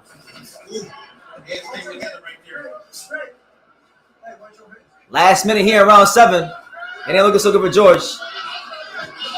I ain't doing nothing either. Another jab from Devin. There you go. Story of the night has been that jab of Haney. Yeah, Double jab by Devin. Yeah. Shredding his face little by little. Disrupting his timing. I'm not going to be surprised if Devin knocks George down with a jab at some point. Well, I hope he does. I mean, I'm going for Kambosos, but hey, shout out to him. But it's a close fight. Anything. It's not a close fight. Devin is beating him easily. It's not a close fight. It's one of the easiest fights of his career. It's easy. No, it's 4-2. It's not no 4-2. This right here is 4-2, and right now he's losing his round. George is losing his round. Another jab from Devin. How many jabs are you going to have to land before you think he's winning this fight? Easily. I got it 4-2 right now. Devin Haney's showing that America run boxing right now. That's what he's showing. I got it 5-2 Haney. 6-1. No, 5-2. 6-1. Fucking 5-2 really should be 700. George talking all that shit, getting people to believe in this shit, and then he want to come out here and he don't want to fight with no fucking intensity.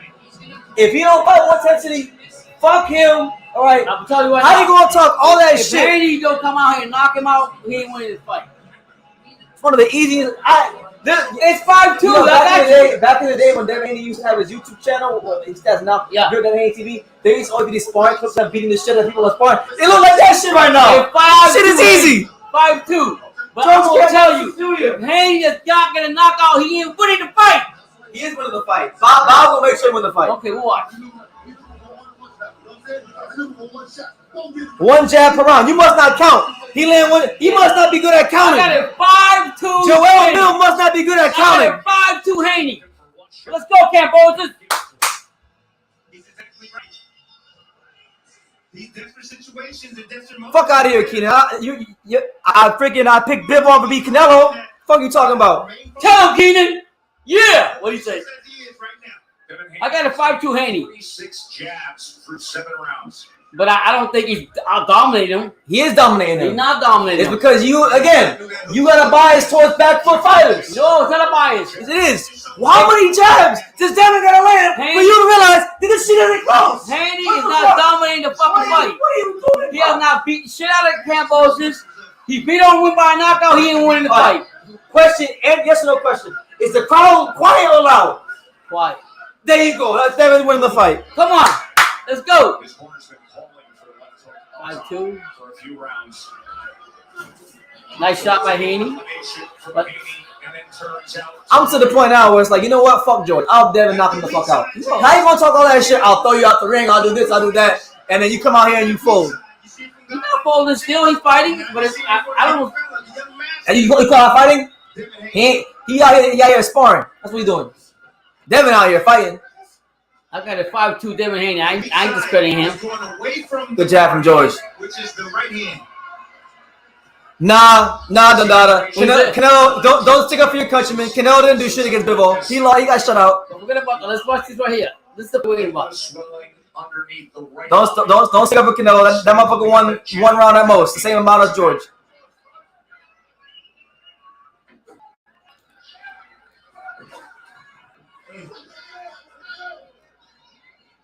Beautiful turn right there. Devin misses 2 punches right there. A body shot there from George. What the hell is George waiting for? Jab. He's getting hit by jabs. Right between the guards, splitting the guard. You did say that though. And he's pulling out everything. Damn. He's pulling out everything. Another jab from Devin. Right now. Hoyle Norris is better. At this point in the fight, Hoyle Norris is better against Devin than George. Jojo Diaz is better than George. Not altering course and controlling the fight because of it. Kambosos is fighting the wrong fight. I have no idea what his game plan is. He's not closing it. Oh my God! Left hook from Devin Haney. Yeah. Devin Haney look like Thomas Hitman Hearns right now. Yeah, he's looking good. I ain't gonna lie. Good jab from Devin. Come on. Is he dominating the round yet? Yeah, he's winning the round points, but Kambosos got to turn it up. Jab again from Devin Haney. George Kambosos Jr. got his head in his ass. Misses overhand right. He's banging his well like he's Manny Pacquiao or some shit. Good right hand from George. 6-2, Haney. 7-1. This shit is easy. 6-2, no damn. 7-1. 6-2. Keaton K says Javier Fortuna will be a harder fight. Shit. You tripping. Canelo landed more than Kambosos did. Nah, not even that. Bro, stop sticking up for Canelo. Canelo's trash. Let's get that. Listen, man. Hey. Got exposed, man. Got exposed. Forget about that. No, stop sticking up for him.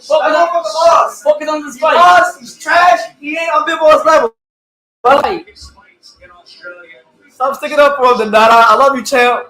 But that is no boxing. He learned it. No, Dondada does no boxing. But he tripping. Aussie crowd who showed up early this morning and has been Man, they're quiet. Fuck. They about to go get some Greek food after this. They about to have them a Greek coffee. Absolutely. Wow, everybody's quiet. Kambosos. That's right, Keaton K. Exposed. This is where the fight starts for him. He has to turn Starts. No, Tim Bradley. That was a while ago. All right, so let's see if George Kambosos can make something out of this in the later rounds. There you go. Good jab again from Devin Haney. Yeah, he comes right back out. And double jabs, and then goes with the uppercut. He just missed the uppercut, though. See, you gonna stay at that distance, you will get beat every single time. He needs to close the gap quickly. Pick up those legs. Oh, shit. Overhand right. Straight right hand from Devin. Devin going to fuck around and stop that. There you go. Can't wait no more, man. What the fuck you waiting for? Kambosos needs to turn it up right now, Tess. Tim Riley is right about that. You talk about being a. Oh my God. Right hand again from Devin. Yeah. But you talk about being a big time fighter. This is what big time fighters step up. Tell me what you said. How he's opening him up. Oh, he's breaking him down. He's breaking down so many people. They want this to. Was it trip worth it? Oh! Devin lands a left hand, the southpaw stance and falls. Devin falls, but it's not a knockdown. It's a trip. George, like he's starting to turn the intensity up just a little bit. Let's see if he can sustain some of that and start getting off a little bit. They're in deep waters now. They gotta. Nice job by Haney. There you go. Nice counter by Devin.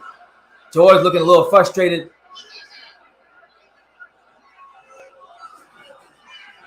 Nice counter to the body from George. George, up jab from George.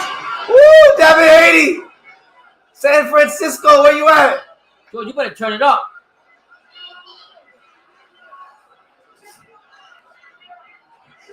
Again, the wrong range for Kambosos. Let those hands go. He has to return fire. He's not being nice little jab there by George.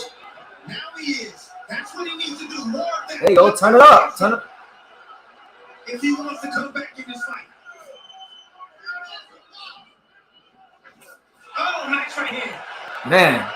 And then from the corner, Haney. Yeah, nice. Just keep here, keep boxing. Nice right hand by Kambosos. What you doing? Come on, Cole. Kambosos. Up jab from Haney. And a right hand.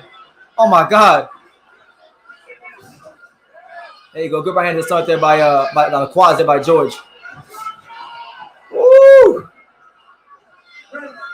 I mean, George is making the fight a little bit more physical this round, but the activity, not too late. The fight's still happening, but still, not too late. It's never too late. There's time on that clock. It's never too late. Ask Mildred Taylor and Chavez. It was too late. Fucking, I'm like 72. To close out round 9. Now George is starting to get a little dirty, but 8-1. 7-2. It's true. What happened? 7-2 Haney. But Manny Pacquiao didn't have that baggy from Bob like Devin does. How are you exposed? If I have to explain to you how Canelo got exposed, and Dada, you're not really following Canelo's career like I thought you were. Well, God bless. Got read up, Dada. Thank goodness for that rematch clause. I'm not sure George's gonna want a rematch. I wonder how Kyle's watching this fight. How's he enjoying it? Beautiful comeback right here from Kambosos. We need more of this from him. Yeah, they do something. Yeah, Yeah, it's starting to become a dog fight, so hopefully the fight picks up. Haney's been elusive for the most part of this fight. So when they're gonna fight again if this happens? I don't think George's gonna want to fight after this shit. He's frustrated. I'm with you guys. 8-1. I got a 7-2. I like George. It'd be cool if he won, but Devin Haney's being this guy. Yeah, I gotta give it to Haney. I wouldn't call. Everybody keeps saying it's boring. I don't think he's fighting boring. No, he's fighting a smart fight. He's winning the fight with a lot of jabs. And like Brendan said, he's got a dangerous bob in front of him. Yeah. He's diffusing it right before your eyes. Yeah, and good job from George. Brendan said once he called it, he said once Haney got comfortable, you're in trouble. And right now, Kambosos is still in the same stance, trying to figure out Haney. It's too late for that. Come on, Haney. Kambosos. You ain't coming back though. It's over 2 times the lightweight average for jabs landed per round in this outing against Campbell. Hey, good body shot there from Dev. Look at it, 8-2 right now. Kambosos throwing one punch at a time, and he keeps looking for the overhand right. Young Lion can see it coming. He needs to change it up. Kambosos needs to lead with a left hook and then throw the right hand. Do something different. Yeah, I don't know what the hell they're talking about in Kambosos' corner. Haney has thrown more than Kambosos. He's landed. Nice up jab by Devin, but then George turns around him and I got an 8-2 for Haney. Even though I picked Kambosos, I got Haney's come out and there you go, good body shot from George. Good jab by Devin. Yeah, those jabs by Devin. Look at Kambosos' face. He's using Kambosos' target right. Oh, there you go, overhand right by George. But Devin rolls the shot. Yeah. Devin got a good little chin on him.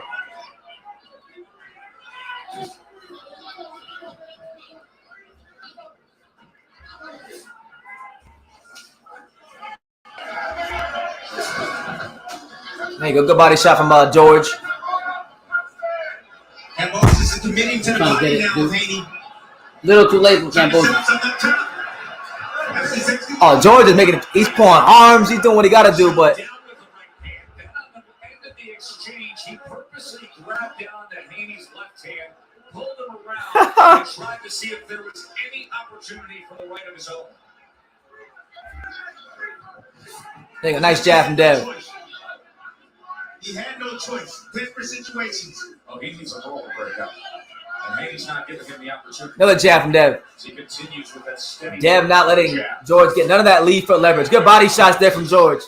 But then a left hook from Devin Haney. One high yet didn't tell me to change that stance.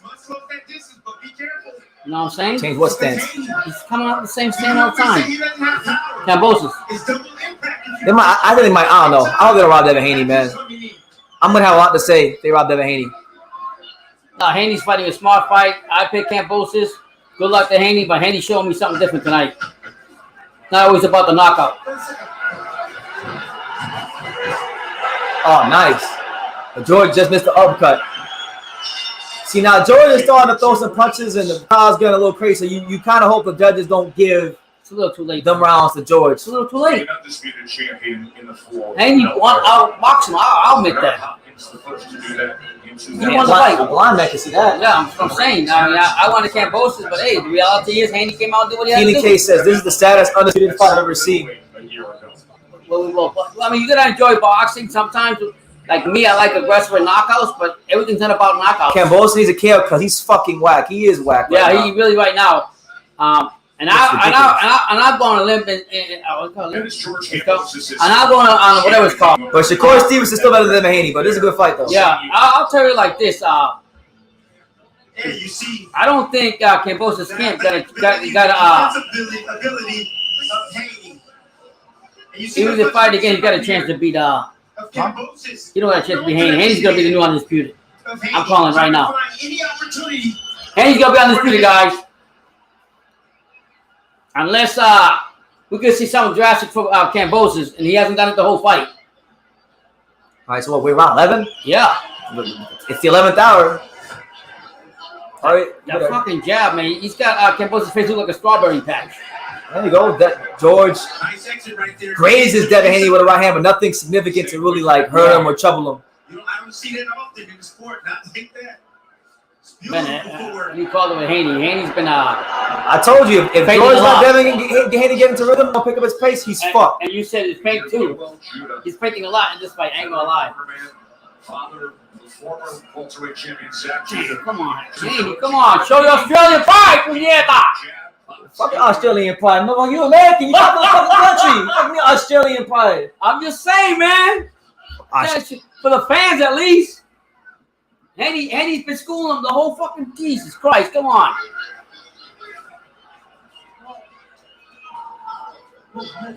So now they have a reach match clause. Haney's walking out with the belt, Brendan. 2-1 favorite. I don't know. Brendan, I got a 92. I don't Haney's know. walking around with the belt. It's boxing. I don't know. We see crazy things happen in boxing. No, Haney will be undisputed. He will make If I'm Dev, you just keep doing what you're doing and don't get knocked down. You do that, you'll get the best chance to win. And if you get this motherfucker hurt, get him out of there. I mean, I thought Kambosos would do more, but he's not doing enough to win the fight. Kambosos, to me. He's eating a lot of jabs from Haney throughout the fight. His face looks like a tomato. It's easy to figure out Kambosos. It's too easy. Let me tell you why. Because every time he reacts. Come on, Haney, don't complain. Just fight. You got the Yo, fight chill. Pops likes aggressive. He does. I don't understand why Pops has a problem with back foot fighters.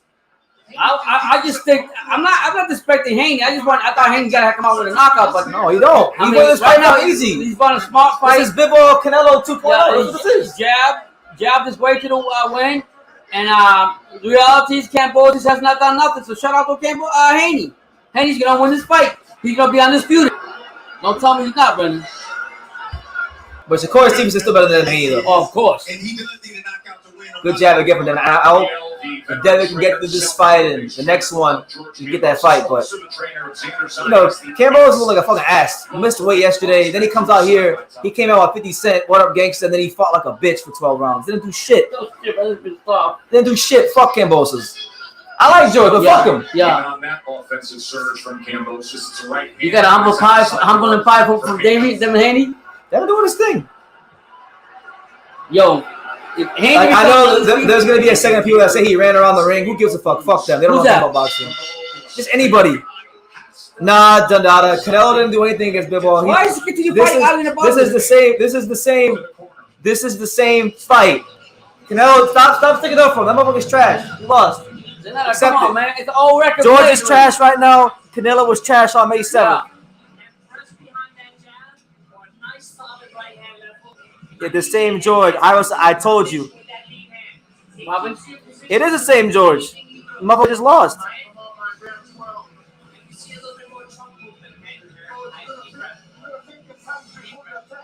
What's Javier telling him?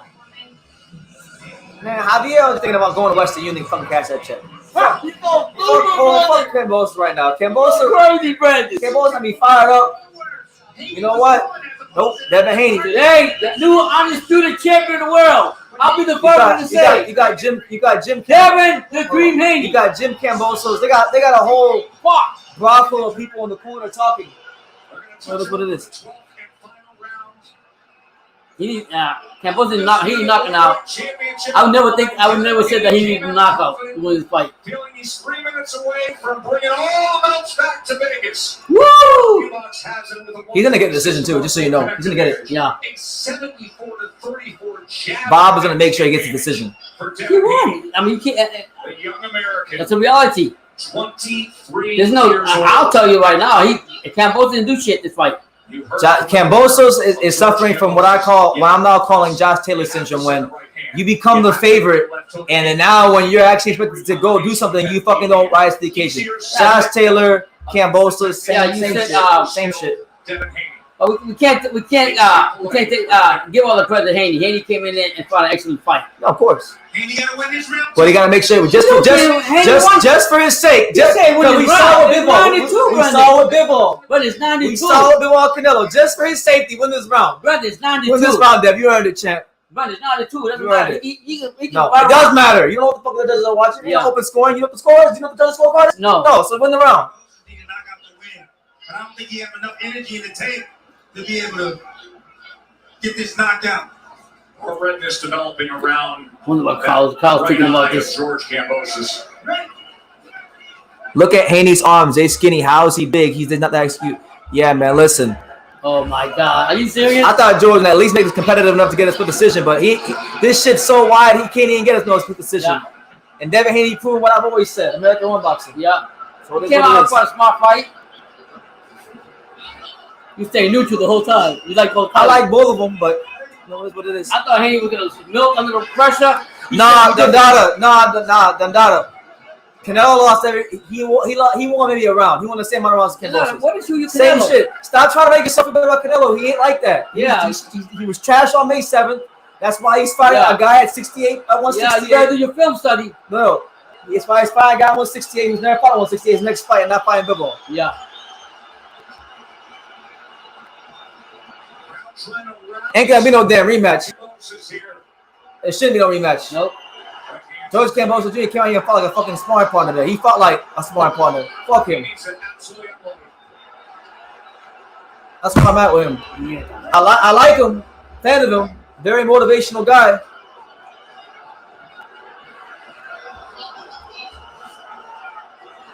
So that means that Devin's gonna win twice the money then, right?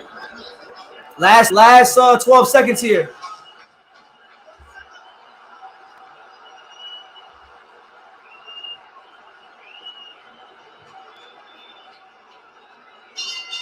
So there it is. The fight goes the full 12 rounds. I stopped scoring it, but George did win no more than one round. I had it 9-2, but 10-2. Devin Haney, he's a new undisputed light champion. Fought a good fight. We can agree to disagree. I know your Andre and Canelo bias gets in the way, but nah, fuck Andre too. Jesus Christ, man. Honestly, I'm to the point where it's like fuck Andre too. He might let me finish. He might not even fight Johnny Vegas next fight. Brandon. So honestly, fuck all these boxers. I'm boxing. Let me finish. Let me finish. No, you're arguing with Don Dada, who doesn't have fucking shit about boxing. No, he does know about boxing. Okay, but you're being disrespectful. No, but hold on. You're being disrespectful. Okay, but he doesn't know enough about boxing. No. So you can argue with him. No, I'm not picking him. Yeah, you pick Campbell by okay, you shouldn't be talking about. No, but you shouldn't argue with somebody that's not even been around boxing long enough. Come on, Brandon. Nah, bro. But anyway, I'm gonna say this. I don't give a fuck about Andre or Canelo at this point. That fight's whatever at this point. I'm just telling you straight away. That motherfucker didn't do anything that night, and he was just like George. George and Canelo are the same person. I mean, I might need to make a George Kambosos Jr. exposed shirt straight up. Just let it go. You should not go with him and what a pathetic performance from George. Clearly, he didn't want to win. He didn't try. No urgency at all. No, none. The new undisputed champion is Haney. I was going. Shout out to Haney, his father. I was going for Kambosos. I thought Haney was gonna come in and fold. Fucking didn't fold. He out jabbed the whole fight and made Kambosos look like shit. He won one fight, so the rematch. The rematch is now rematch. And Devin gonna stop him in the rematch. I think he's gonna get better, confidence and everything. Yeah. We're waiting for that thing. Let me see. With the reality his team feels was put forth here. Our three judges include Sultan Eminele from Hungary. Look who's in the Godfather. I told you the Godfather said. Paweł Cardini from Poland, who has over 900 pounds. What's that here saying? In a 21-year career. I'm gonna remain commentless on that one. I don't want to respect Javier. Yeah. I got nothing good to say, so I'm not gonna say it. Yeah. So we patiently wait the decision. Let's see if Devin gets his just due and gets caught on the He student. got it. He got it, Brendan. 9. He won 10-2. Hey, they got a rematch clause in that contract for a reason. I don't hate it. You won 10-2. I gotta face it. And if they see it the way most ringside observers see it, then 23-year-old Devin Haney is about to find out that he's the undisputed lightweight. He should be undisputed. You know, Devin worked for this fight all his life, and when the lights came on, the King time to perform. Yeah, so what's gonna happen? You'll beat Kambosos again, and you'll fight. That I saw possibly that I can give to Kambosos. This is a clear shutout. Can we just get rid of Lomachenko? I'm sick of Lomachenko, right? Fuck him. Low, he's gonna be in the picture because he's one of the highest skill fighters. Can Loma fight? Forget about it. Let's just see what happens with this fight first. The new undisputed champion. Them Aussies remind me of the Yankee fans when I'm on the World Series. Yeah. They were quiet the whole time. The majority of the time they were quiet too. They have to be quiet too. They're gonna call it a draw. No, Brandon, he won the outweigh. You tell me he's gonna call it a draw. They're gonna call that. No, but he won that clearly. Look at the Godfather smiling. We don't need no rematch. He won it. You gotta be mad and say you won it. Is this the art of war? Is this deception too? Is this for the No, this is the reality of the war. You got your fucking ass exposed. Of many pundits for being elevated to a WBC interim champion, getting through the obstacles of Linares and JoJo You think he's gonna talk a lot of shit next fight? and taking this fight, traveling to Australia, taking the rematch clause. All right, QC. Without his father. What happened? And now this. Ladies and gentlemen, Here we after go. 12 rounds, we go to the scorecards. Zoltan Amjedi and Manuel Rousseau both scored it, 116 to 112. Two judges have it close. 118 to 110. One judge had it wide. There's no way it's for Haney. Unanimous decision Haney. from Las Vegas, Nevada, USA. Now, the universally recognized undisputed lightweight champion of the world, Devin. Yeah, they caught it And right. there it is. Yeah. There it is. Shout out to Haney. Devin Haney is the new undisputed champion. Woo! He proved me right too. Devin Haney, the first undisputed lightweight champion since Pernell Whitaker. And didn't do it in the backyard. So respect to He him. did it in the backyard. So right now, Devin gets justice. Yeah. He's on the top with the crown. He's on the throne. And What a smart fight. they gotta take it from him. Devin Haney, man. Yeah.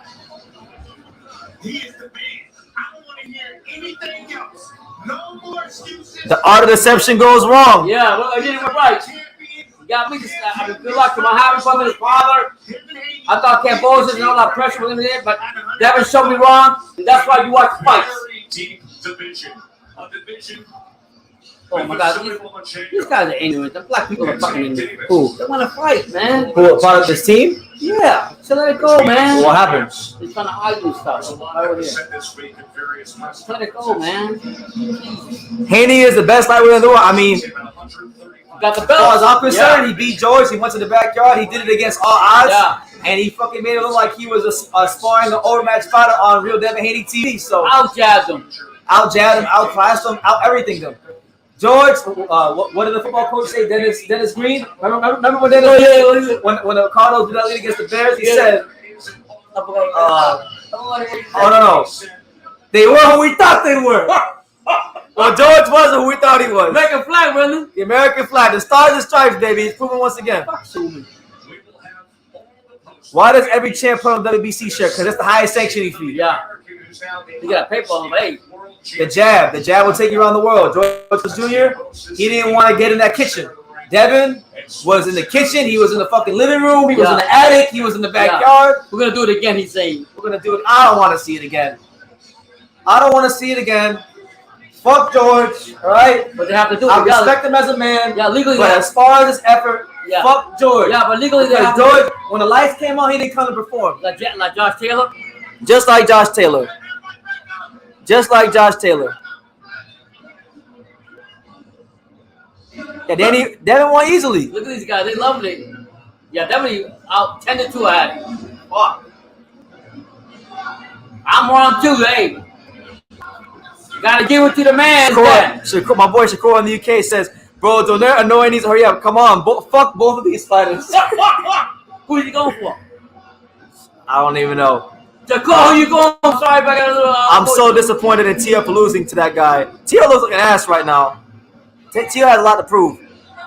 Tank beat Haney, maybe go to Lomachenko. Oh, the second youngest undisputed champion in the full belt era. Yeah, Devin Haney.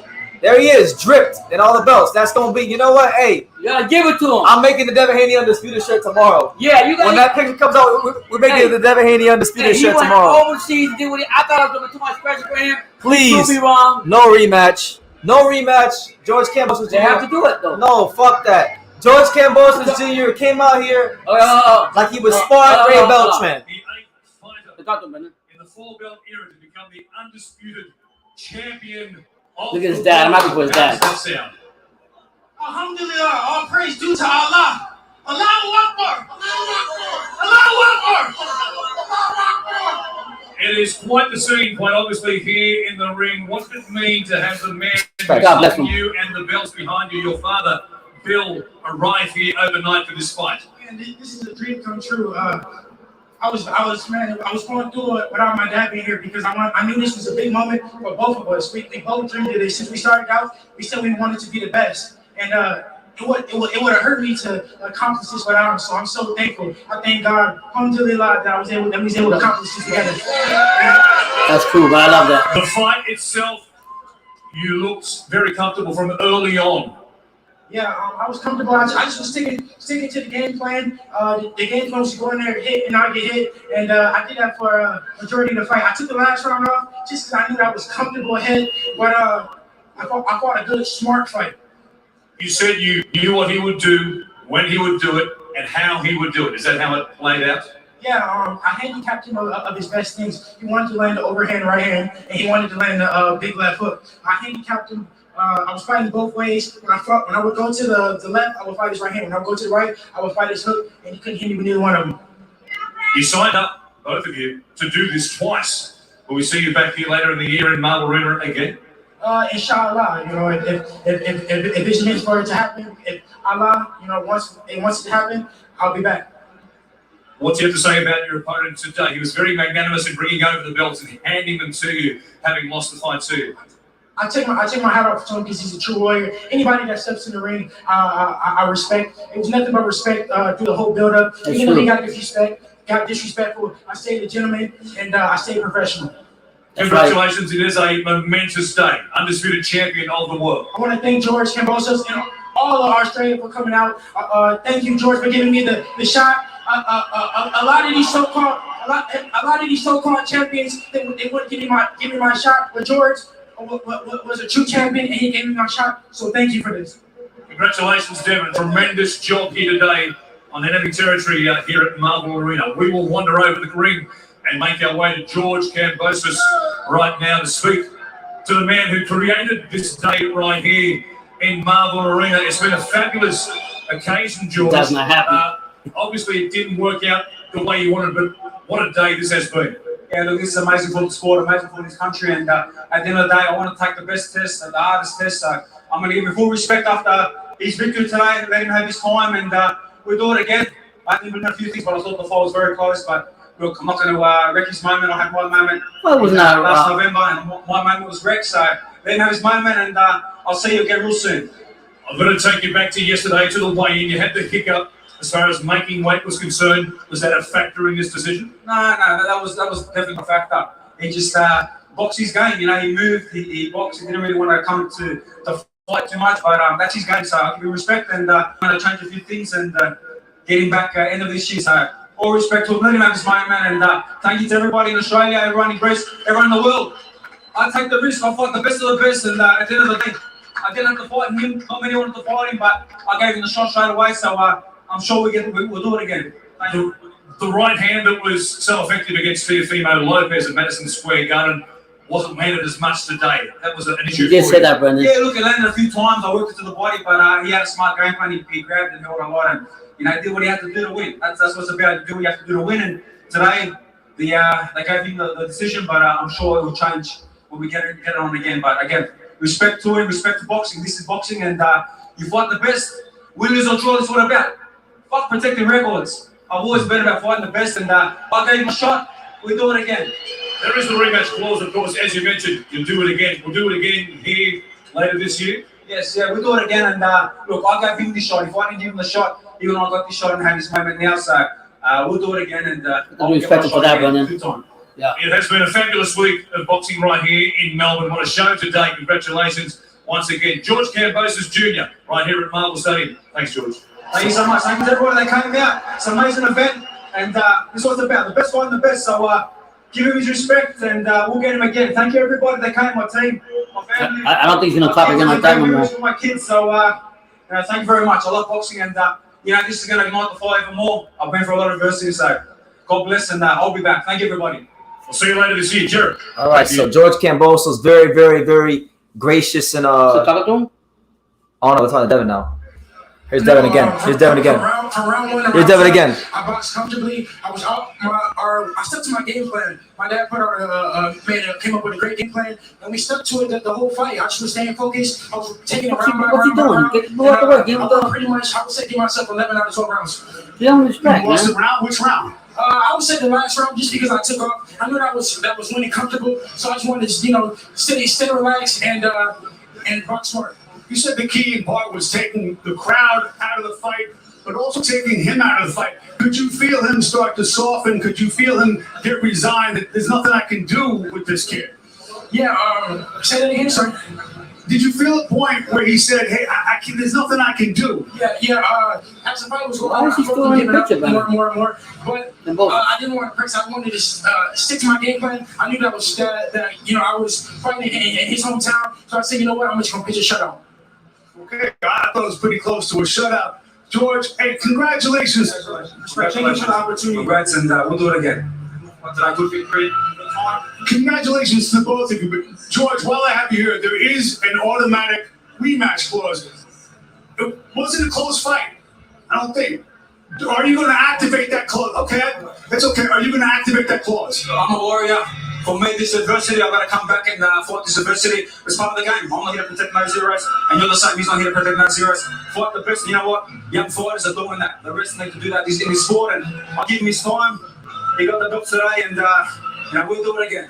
I commend you both for that, but you didn't necessarily want that clause. You're glad it's there now.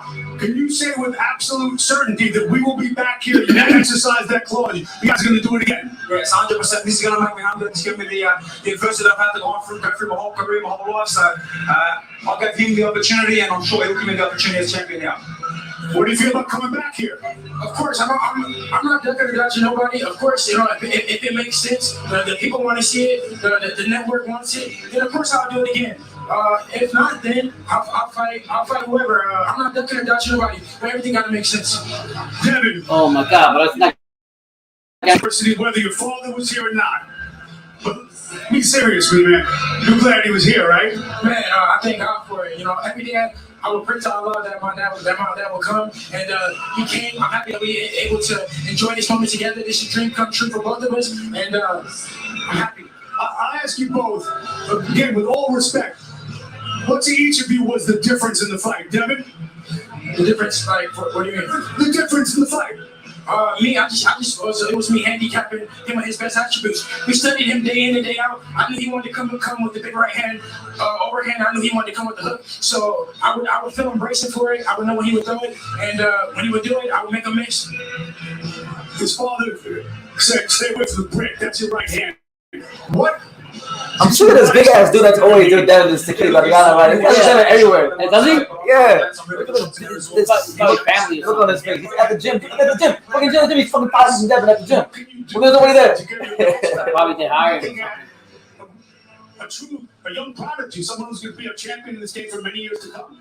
Yeah, look, I've got to go back to the drawing board with my team and implement the game plans that I had in my head. Fortunately, it didn't work to the best of that I wanted to tonight, but I thought I did certain things that were great as well. But all the best. It's his time, and I'll be back to the drawing board, and we'll do it again. Thank you both for the best, fighting the best. Bill, come here for a second. Yeah. OG Bill. OG, baby. You were confident enough. To send your kids fighting in bars and pool halls in Tijuana as a teenager. What does this mean to you tonight, especially with all the drama that preceded it? This means everything. This means everything. Hey, Mauricio, ain't you messing up out? There should be 2 green ones over here. You got 2 green. You got 2 green. Everything, Mark.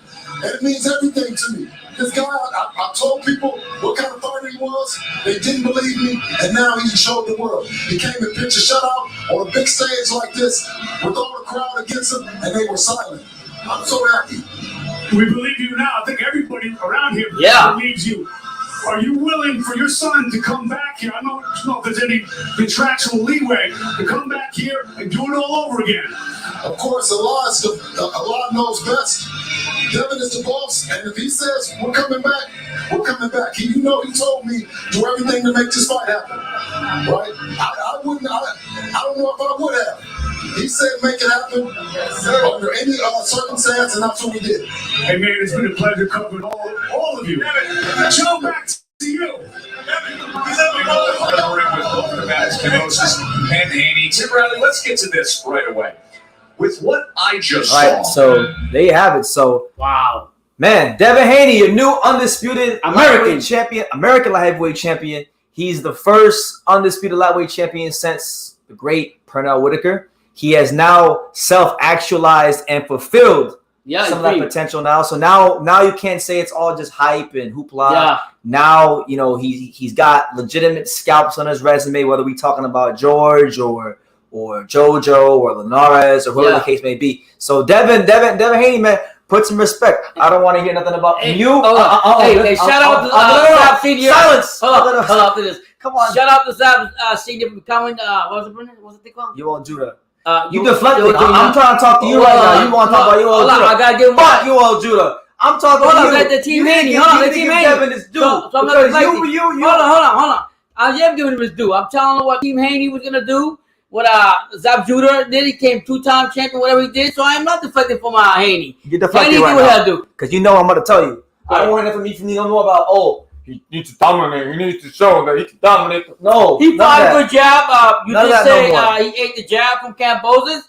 I got to call it. You were right. How many times you always right on me? 9 times out of 10? We got a super chat, of course. Yeah, hold on, we got a super chat now. Shout out to my man Felipe. You guys know the deal. When the super chats come out, so does Don King. So Don King, go ahead and talk to him. Hey everybody, let's have some fun. You don't live but once, and when you're dead, you're done. So let the good times roll. It don't matter whether you're young or old. Let the good times roll.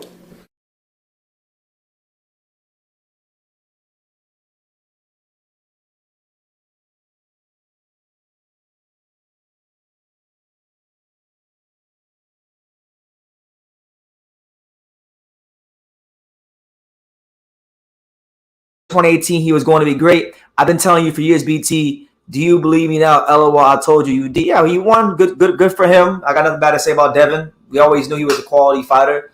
He got it done under the most unconvenient circumstances. So he deserves all the credit in the world. I don't want to hear nothing from nobody about he not dominant. Like me. Especially him. I said he don't knock on nobody. He got no power. Say some shit he about don't show him. me nothing. Then you want to sit he here. Say, Dad, eat your shit now. Then you want to sit here and you want to gas up bums like Alberto Machado. I don't want to hear nothing. But Felipe, credit to you. You're right. You called it. Felipe's been telling me since the day I met him. Devin Haney this, Devin Haney that. You got to eat humble pie. You gotta be able to take your wins like you take your losses. So there you go. To be fair, Brendan did say he likes both fighters. You didn't call. Oh yeah, you did call Kambosos. I thought Kambosos was at least gonna keep it close to where he would get a split decision. Oh, you say he did the Taylor? That he did the Josh Taylor. He got Josh Taylor syndrome, where when you finally become a guy where people now expect shit from you. Okay, because when Josh Taylor was beating up these guys in the World Boxing Super Series, 85% of the boxers didn't even watch the shit because it was the World Boxing Super Series. Then when he fought Catterall, was on ESPN, was undisputed. People really were talking about him like a great fighter. He didn't perform. Yeah. Same thing happened to Kambosos. Kambosos, all of a sudden, he had some expectations placed on him. He was now the hunted. And it goes back. I gotta be real. If you guys watched my video from earlier, I made a video earlier today about my final thoughts on the fight, and I told you guys a story about how when I talked to George Kambosos Jr. in private, in the media room during the JoJo Haney fight week, I asked him when he was coming back to South Florida to train, and he said, well, he never come back to South Florida again. He built his own gym in Australia, and that's kind of where I liked the guy. And I thought he was gonna get better and whatnot, but he didn't get better. And he changed things in his preparation for the fight. Now it's not that's Devin's fault. Devin did what he had to do, but I wasn't too fond of what George was doing. But Pernell always says also when fighters don't come to America and keep their training, they're always too bad when they go to their home countries.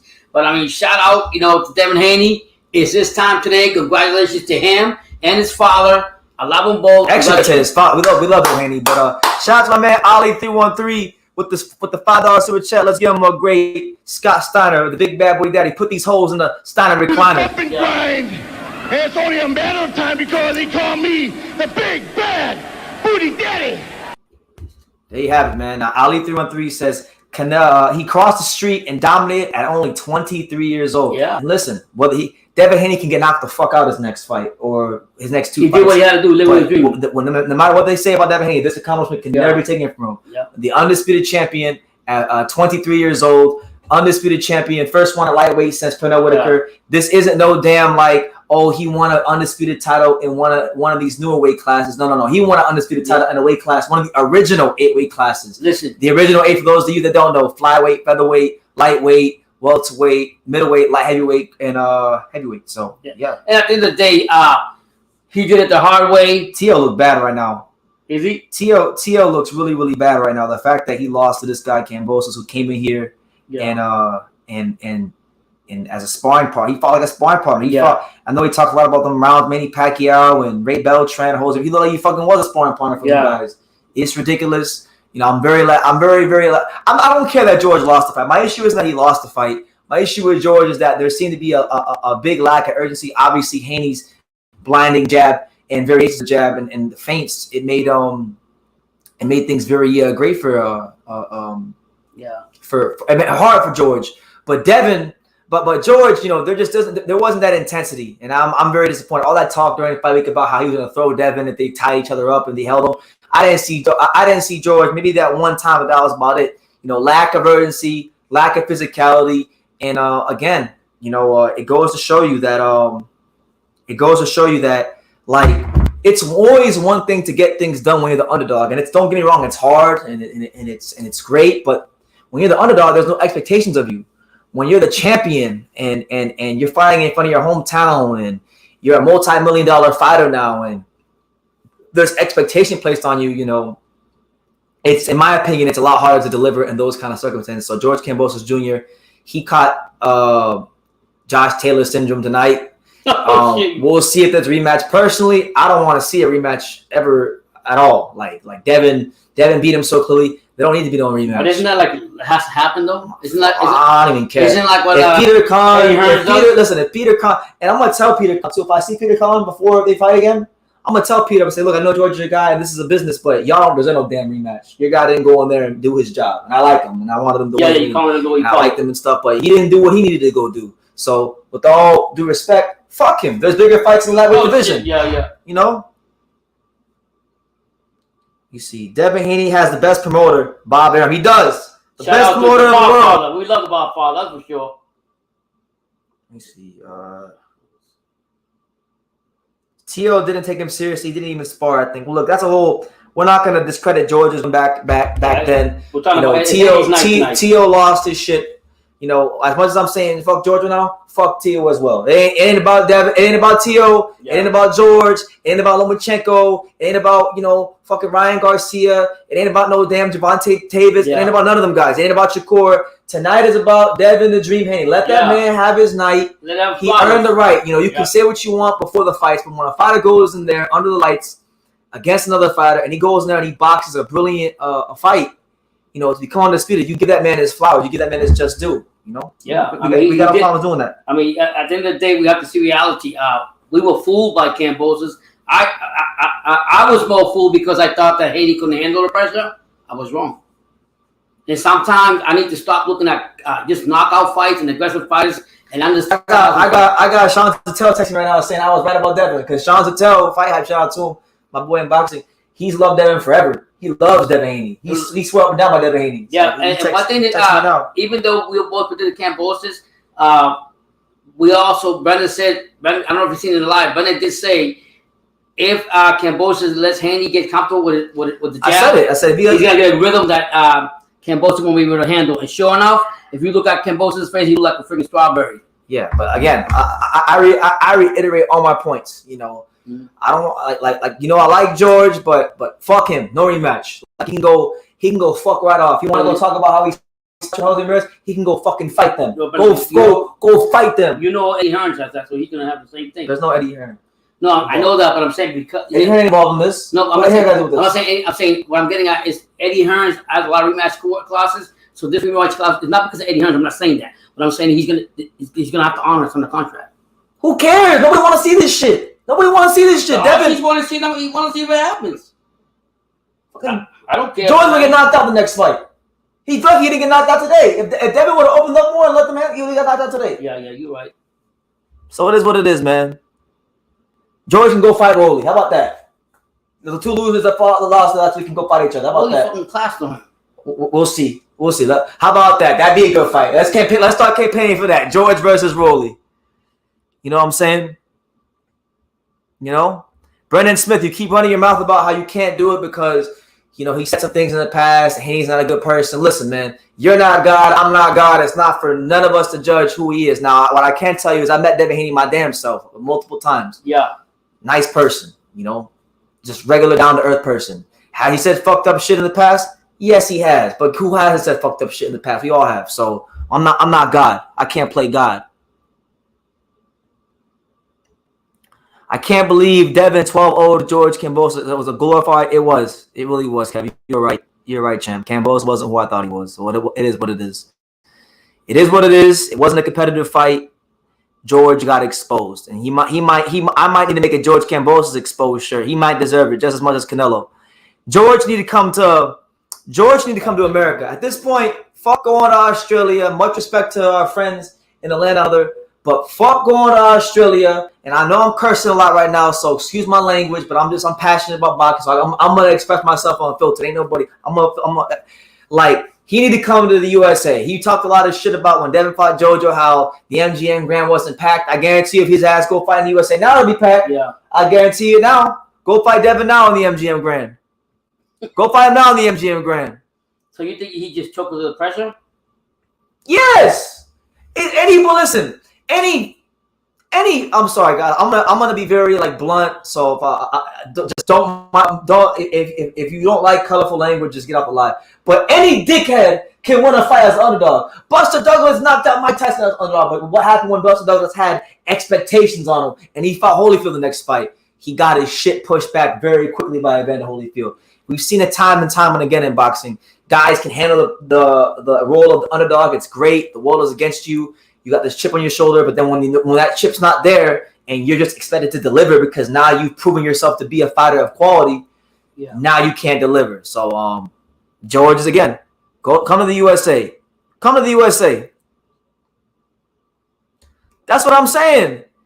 Again, the curse of South Florida. The curse of South Florida continues. Are you serious? I'm going to explain to you guys the curse of South Florida. So let's listen to this shit. So Teofimo Lopez was he grew up here, learned how to box here, became a fucking man here. But then when it came to fighting George and he was talking trash to Devin, I'm from New York, I'm from Brooklyn. Well, hey, he got his ass sparked and got destroyed by George Kambosos Jr. Lost. George Kambosos Jr. did his last 5 training camps in South Florida. Didn't lose a fight, was a beast. Decides all of a sudden he wants to build his own gym in Australia. He wants to do his own thing. He's the big boss now. Ferocious Promotions. I got my own fighters now. I got my own car. Marvel Stadium. Fucking got destroyed. I'm sorry, I'm all over the place right now. So the curse of South Florida continues. If you keep this fight in South Florida, you lose. But from what I heard, Devin Haney loves South Florida. That's why he won. Yeah. So I'm joking around, but still, facts. All that talk about CDK, there was 40. Yeah, bro, the whole upper deck was underdog. It was quiet. So you said it. You drop opinion there. Congratulations to Devin Haney, man. Look, I haven't always had the most positive things to say about Devin Haney. I've argued back and forth with people about Devin Haney, whether it be H Money, Sean Zattel, Felipe, whoever. But we're giving Devin Haney his fucking flowers. Right. He's that guy. When you talk about lightweight boxing, you can't stop the conversation without Devin Haney. So give that man his flowers. Shout out to OG Bill, who's a very loyal viewer of this channel. There will be a lot of positive Devin Haney content coming out because listen, when it's earned, and I'm not here to hate. That's not what we're here for. We're here to cover the sport of boxing. Reality. Lucas Brown at 43 was the star of the night. Lucas Brown. Who's that? Michael Manning. Well, for the Australians, that was about it. That was about it. Lucas Brown. So it is what it is, man. But it's been a great live. We got to give Devin Haney his props. I don't care if you don't like him because of things he said in the past. I don't care if you don't like his style. I don't think he's boring. I don't personally. It's just to be blunt. I don't give a fuck what you think about Devin Haney. Even me, I'm not the biggest Devin Haney fan in the world, but I mean, I'm not a hater either. He was in his bag tonight, and we give it to him. We give it to him all the way. George Kambosos Jr. can go fuck right off. He didn't come out here like a man that was desperate to fight. See, when I know it's different styles, and you can say T.O. was this and that, but he came out like a man who was desperate to win. He didn't come out like a man that was desperate to win. He came out like a man that was desperate to just be under the lights in a big fight. You got comfortable? I don't know, man. I mean, it raised my eyebrow. I'm telling you, when I had that conversation with him at the MGM Grand, and I asked him when he's come back to South Florida to start training camp because I wanted to start interviewing him, right? Yeah. He said, I'm not coming back to South Florida. I'm going to Australia forever. I'm going to build my own thing. So I said, he's done. You said that? I didn't say he was done, but I'm like, it raised my eyebrows. Yeah. I still had belief in him that he would improve because he talks a great game. Yeah. And he actually had results to back it up with the Mickey Bay fight, Selby, this one. So I thought he was going to improve, but I was wrong. Yo, then I saw no pictures in my Instagram. Hey, don't get gassed by Haney. He might lose the next fight. I mean, I don't care, bro. Shakur Stevenson beat all these guys. The Art of War, Deception. He's planning to be a 2-time champion. The Art of War. Let them think. He got outclassed. Yeah. I guarantee you got to be humble tonight. Sun Tzu, listen, I don't know. Sun Tzu's soul somewhere is he's somewhere laughing his ass off at George Kambosos somewhere. Fucking ridiculous. He didn't come to fight. I'll say that. Very disappointed, man. Is Clay Gleason a big Haney fan? I love him. Yeah, he is. I'll tell you this, man. Remember you said George is punching harder? He probably was. Oh, my bad. That block Hyro? No, I blocked the other guy. He probably was. He didn't land. You can't punch hard if you don't land. He didn't land anything. So it is what it is, Hyro. Who he won? Who's he going for? He was picking Devin. He's telling me the whole week Devin. A lot of people hit me with that. A lot of people hit me with that I told you so's. Yeah, it's all right. But I never ruled out Devin winning the fight. I even said it in my watched the last video. In his live, he said the same thing. He likes both guys. I like both guys. I just thought it was gonna be a close fight, and I thought George hit the nod. I thought it wasn't. So it's actually credit Devin that he didn't leave it that close. Yeah, shout out to Devin was in there looking like the black Dimitri Bivol. Yeah, shout out out there. Yeah, in his bag all night. And shout out to the OG Haney. He actually brought up his son the way he did. Gave him the confidence, knew how to handle these, prepared him for all this in his life. So shout out to them. You got to give the flowers. JoJo and Ryan are on Twitter saying it's a boring fight. Fuck JoJo and Ryan. Fuck them both. Listen, man, this is Devin's moment. They want to sit here and say it's a boring fight. Well, okay, JoJo, your bitch ass was in the ring with Devin Haney. You had a chance to make it an exciting fight. You didn't do that because you couldn't get past the jab enough to make it an exciting fight. So I know Hyro's in the chat. We know Hyro. Tell the people in the comments. He's from El Monte, California. Tell them about the people from El Monte, California. Tell them. They know what to play with. Either says Demetrius Andrade repeating the same pattern, calling out fighters who don't want to fight right now. He's for Johnny Vick at 160 and fight Laura. He don't want to fight. Listen, man. Even Andrade, you guys know. Like, look, it's all smoke for anybody. The Glock, the safety on the Glock is off. Like, I don't even care anymore. Like, I like Andrade. I think he's a great talent, but he needs to get to it. He needs to get to it like this year, or it's it. He may become my new Canelo. I might start hitting on him more than I ever hated on Canelo. To be honest with you, I'm getting sick of this shit too. BT, Loma would have stopped the Kambosos I saw tonight. Do y'all agree? Possibly. We don't know because they're not in the ring, but based on what we've seen in his last 2 fights, it looked like it. George looked very gun shy, just a lot of things. But that's credit to Devin because clearly they say Devin can't punch, but clearly he has something in those punches to keep him honest. Well, I like what he said. We trained for his over right hand and his what he said the other. What you call the left card? What you call it? El Monte are wannabe people who couldn't stay in LA. Yeah, facts. Fuck Jojo Diaz. Guy talking about it's a boring fight. You had a chance to do something. Ryan beat Haney in the amateur 3 times and gave him his first 8 count. Okay, well, this is the pros. We'll see what happens when they fight in the pros. I know what's coming. How the fuck are you 35 and you're still calling him a good talent? Well, I could call him a 2-division world champion, but you guys don't care about that. So I'm gonna call him different things because if I call him 2-division world champion, you want to discredit his achievements because whatever. And your favorite fighter who even argued with me about he did better than George when really he was just your favorite fighter and George are the same fucking person against Bivol and Haney, same person. All right. Your guy didn't want to fight him. Yeah, Ryan is all talk. Do you want to see Haney versus Loma next or what's next for Haney? Personally, look.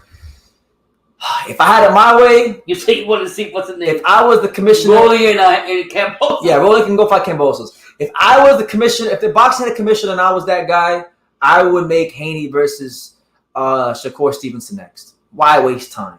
Why waste time? Yeah. I don't want that matchup to become like Crawford and Spence where it gets late all these years, and then once we get word that it might happen, I'm not even excited for it anymore. Let's get to it. Let's find out who the best American fighter is at this weight class. Around these weights, around these parts, and let's make it happen for the fans. And if you can't make that fight happen, if Tio from Pima Lopez can get a big win, then make that fight happen. You know what I'm saying? He said lower the camera. Okay, I'll lower the camera. So you're saying that the other fight, Roman didn't come close? Stephen Ford won easily. Yeah, easily. Wow, easily. He called it again, BT. Kambosos was willing. All I see is I'm looking at my phone. That's why I'm looking at my phone, reading your guys' comments. Yeah. But Shakur is not even in his weight class, but he's going to be soon. I mean, Shakur will probably fight Joe Cordina soon, which now all of a sudden looks like a big fight because Cordina, man, 5'9", 130 pounder, just one of the only guys as big as Shakur, deep amateur pedigree, can punch, come out with a sensational knockout of Ogawa. That's really, to me, the performance of the day. It's really Cordina versus Ogawa.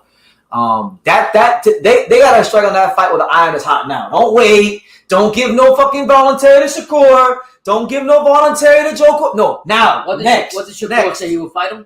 He said he go to the UK. He said he go right to the UK and fight him. Right after the fight? He fight him right in Wales. Wow. So shout out to him. Straight up, man. You know what? Shout out to your boy Kambosos. No, fuck him. I'm just joking. I like George. George. Like posting. I want to see what I like George, but I don't want to hear nothing about George. George was a supreme letdown in this fight. The Barfather's talking. Fuck him too. What are you mad at the Barfather for? He made the fight. Come on, friend. I'm joking. The Barfather. I'm joking. I'm actually a little hungry. That's why I'm a little crazy right now. There's food in over there. Hearn said Cordina has a mandatory. Yeah, he does, but I don't want to hear that. Pay that motherfucker step aside money. They can get to him when they get to him. Yep. Cordina versus Shakur needs to be next. All right? Didn't want to hear that crap. I don't want to hear nothing about we mandatory, voluntary. No, Joe Cordina became a star tonight. All right, a star was born tonight in Wales. If y'all didn't see that knockout, it was supposed to be an even fight. If you look at the betting odds, Ogawa and Cordina was looked at to be an even fight. If you would have bet what the lines were on the fight, you wouldn't have made much money back either way you go. And for him to dominate Ogawa like that, the way he did, being at the size he's at with the tools he's got, he's very well coached. He's got one of the best coaches, not just in the UK, but in the whole sport of boxing. Tony Sims, who I continue to bang the drum for, as hands down, not even close. It's not even close. It's not even remotely close. The best trainer in British boxing is Tony Sims. It's not no fucking McCracken. It's nobody. Tony Sims is the best teacher of boxing in the UK. If I was a professional fighter in the UK, the only trainer that would train me is Tony Sims. Yeah, that's the only one. To be fair, Joe Cordina. He walked into the Welsh Wizard. He walked into I want to see that fight. The Welsh Wizard versus Shakur Stevenson. Who you got? May the best man win. Shakur probably win. For America. Shakur win that fight. Shakur win that fight. I'm picking Shakur. Yo, that's another young buck that's not afraid to go across the pond. Listen, when Devin Haney just did it. He's not American. Yeah. What you said, Brendan? American what? Yeah. American runs boxing. American runs boxing. Know what I'm saying? So most of the subscribers, were they right or they wrong in the predictions? Was it a 50-50? It was a lot of split. This fight had split predictions on this channel. I know other places it may have been a little Brendan, it was 92. I had it 92. No, I'm talking about predictions, not the fight actually played out. Yeah. Yeah, no, the Welsh Wizard versus Shakur Stevenson is a great fight. We need that fight in boxing. I mean, for a while, I remember when I did my prospect review video on George years ago. I went back and I already watched it. I don't know what was going on in my life. I think maybe I had just broke up with my girlfriend and I was depressed at the time. Yeah. Because my hair was all fucked up in the prospect review video. It was crazy. But anyway, I watched the video and I wasn't like the most impressed with him at the time because he was campaigning at 35. He had only had 8 pro fights. Yeah. He just had just at that time really still learning the pro game, so he had a more of a finesse style. But again, who did he get with? Tony Sims. Tony Sims taught him the way, showed him the way, and he made a very smart move moving down from 135 to 130, where he's a bigger fighter, where he can impose himself more. And man, did he ever impose himself today? Yeah. So. You know, you would a couple of weeks ago when we were watching him, when they had an interview, he would tell me this is the guy that's going to be a great fight with Shakur, and you said watch out for him. You said he's going to be sure enough. Joe Cordina, man. You told me that. Cordina. When was that? I don't know what we were watching, and you said that. That's the guy right there. That's that guy. Yeah, you said that's one of Eddie Hearn's best fighters. And I was like, that's one of Eddie Hearn's. And I was saying the guys that Eddie Hearn don't talk about are the best fighters. I was saying he's just not a British fighter, but I said no, this is a special fighter. And he's not from. He's from Wales. Yeah. And he called it what? 2018. You called him? 2018. Look, go check the video from BT. 2018. Yeah. Now I admittedly saw. I'm going to tell you guys something that said in that video. Yeah. At the time, I was very high on Josh Kelly. That hasn't worked out so far. He's coming back. He's coming back. He might still turn out to be a really good fighter, but Joe Cordina has become champion before. Like in the video, I was saying that Josh Kelly and Cordina do something similar. Okay. But Cordina is more well schooled. But I said that Josh Kelly had a higher ceiling, which I still at that time. No, which I still think is true because Josh Kelly, as athletic ability, is gonna allow him to do more things than Joe Cordina can in the ring. But man, Joe Cordina has really improved a lot in the last 3 to 4 years. Yeah. And I think Shakur Stevenson versus him, just like that, has become the fight at 130. I don't want to see no other fight at 130. But I'm saying, as far as styles, do they have similar styles? Who? Shakur and Cordina, or one's more technical than the other? No. Shakur is I think Shakur is a little bit more technical than Cordina, but Cordina is still very technical in his own right. He was a Olympian too, so he's not like he's not. So he don't fight that British. No. You see that straight right hand threw? Man, but hey, I kid Brendan all the time. Brother said that this is not a regular British fighter that goes tap Olympic. No. He knocked the shit out of him, and respect to Cordina. But yeah, man, that's what I'm saying. Like, and this is the most disappointing thing about George. Shout out to Young One. He says he fought so hard to get the belts and didn't look like he cared to keep them. I don't know what his game plan was, but he was never going to outbox. I don't know what. Like, he didn't get to this level like for nothing. Outboxing Mickey Bay, because truthfully speaking, if he didn't get that fucking knockout against Mickey Bay, he would have lost. Mickey Bay was in his bag that fight. Watch it this week. Yeah, he's in his bag. One of the best fights of his career. He just got dropped. That was the difference in the fight. But he didn't get to this point in his career by being a technical boxer. He got to this fight by being an aggressive counterpuncher, a guy that, if need be, can turn up the heat, throw 5, 6, 7 punches, and that wasn't there tonight. But you got to give credit to Haney, Brendan. No, I have. But George wrote a lot of checks with his mouth this week that I thought he was gonna at least give his best efforts. And that's my problem. And what the crazy part about it, I thought that Haney was not gonna handle all this stuff, all the pressure, all the things with his dad, and all this stuff. And Brendan was telling me, I said Haney was coming through. He said, "Dad, I've never seen Haney with this confident when he's coming to the ring. He seemed real confident about everything. He didn't let nothing bother him. So respect to him. I think the best thing that Haney did, like he said, I studied his right hand. I studied his other left jab, whatever the hell Campbell just throw. and we knew how to defend that. And sure enough, did he do it? He fucking punched he jabbed the shit out of Kambosos. And look, man, I played it earlier, but man, Bill Haney is back.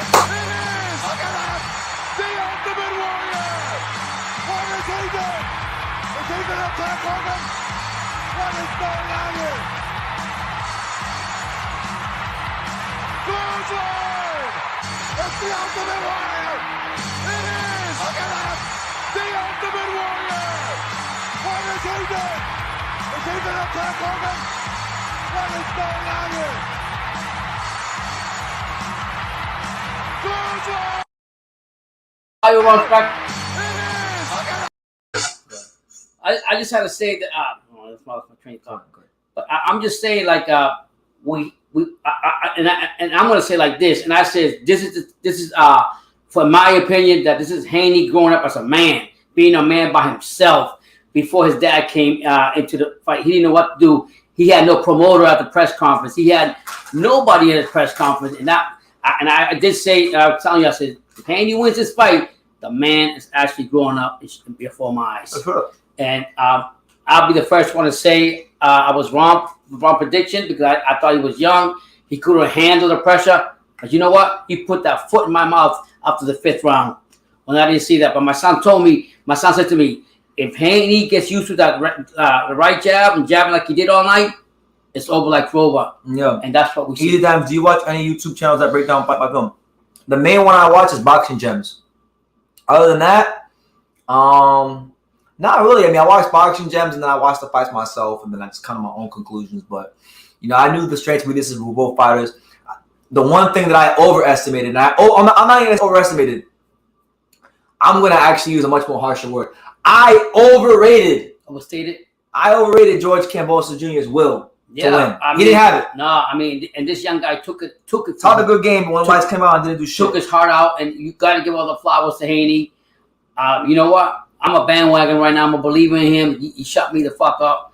Dandara says, I go to Haney. Hold on. Pops, stop the pity for Haney. Americans and Eastern Europeans have to travel abroad their whole career. You know, I want to address something, right? I want to address something wrong, because he's saying that, because I keep hearing people say, oh, well, you know, Devin has to travel abroad, and these Americans complain when they go abroad. Listen, man, let me tell you something.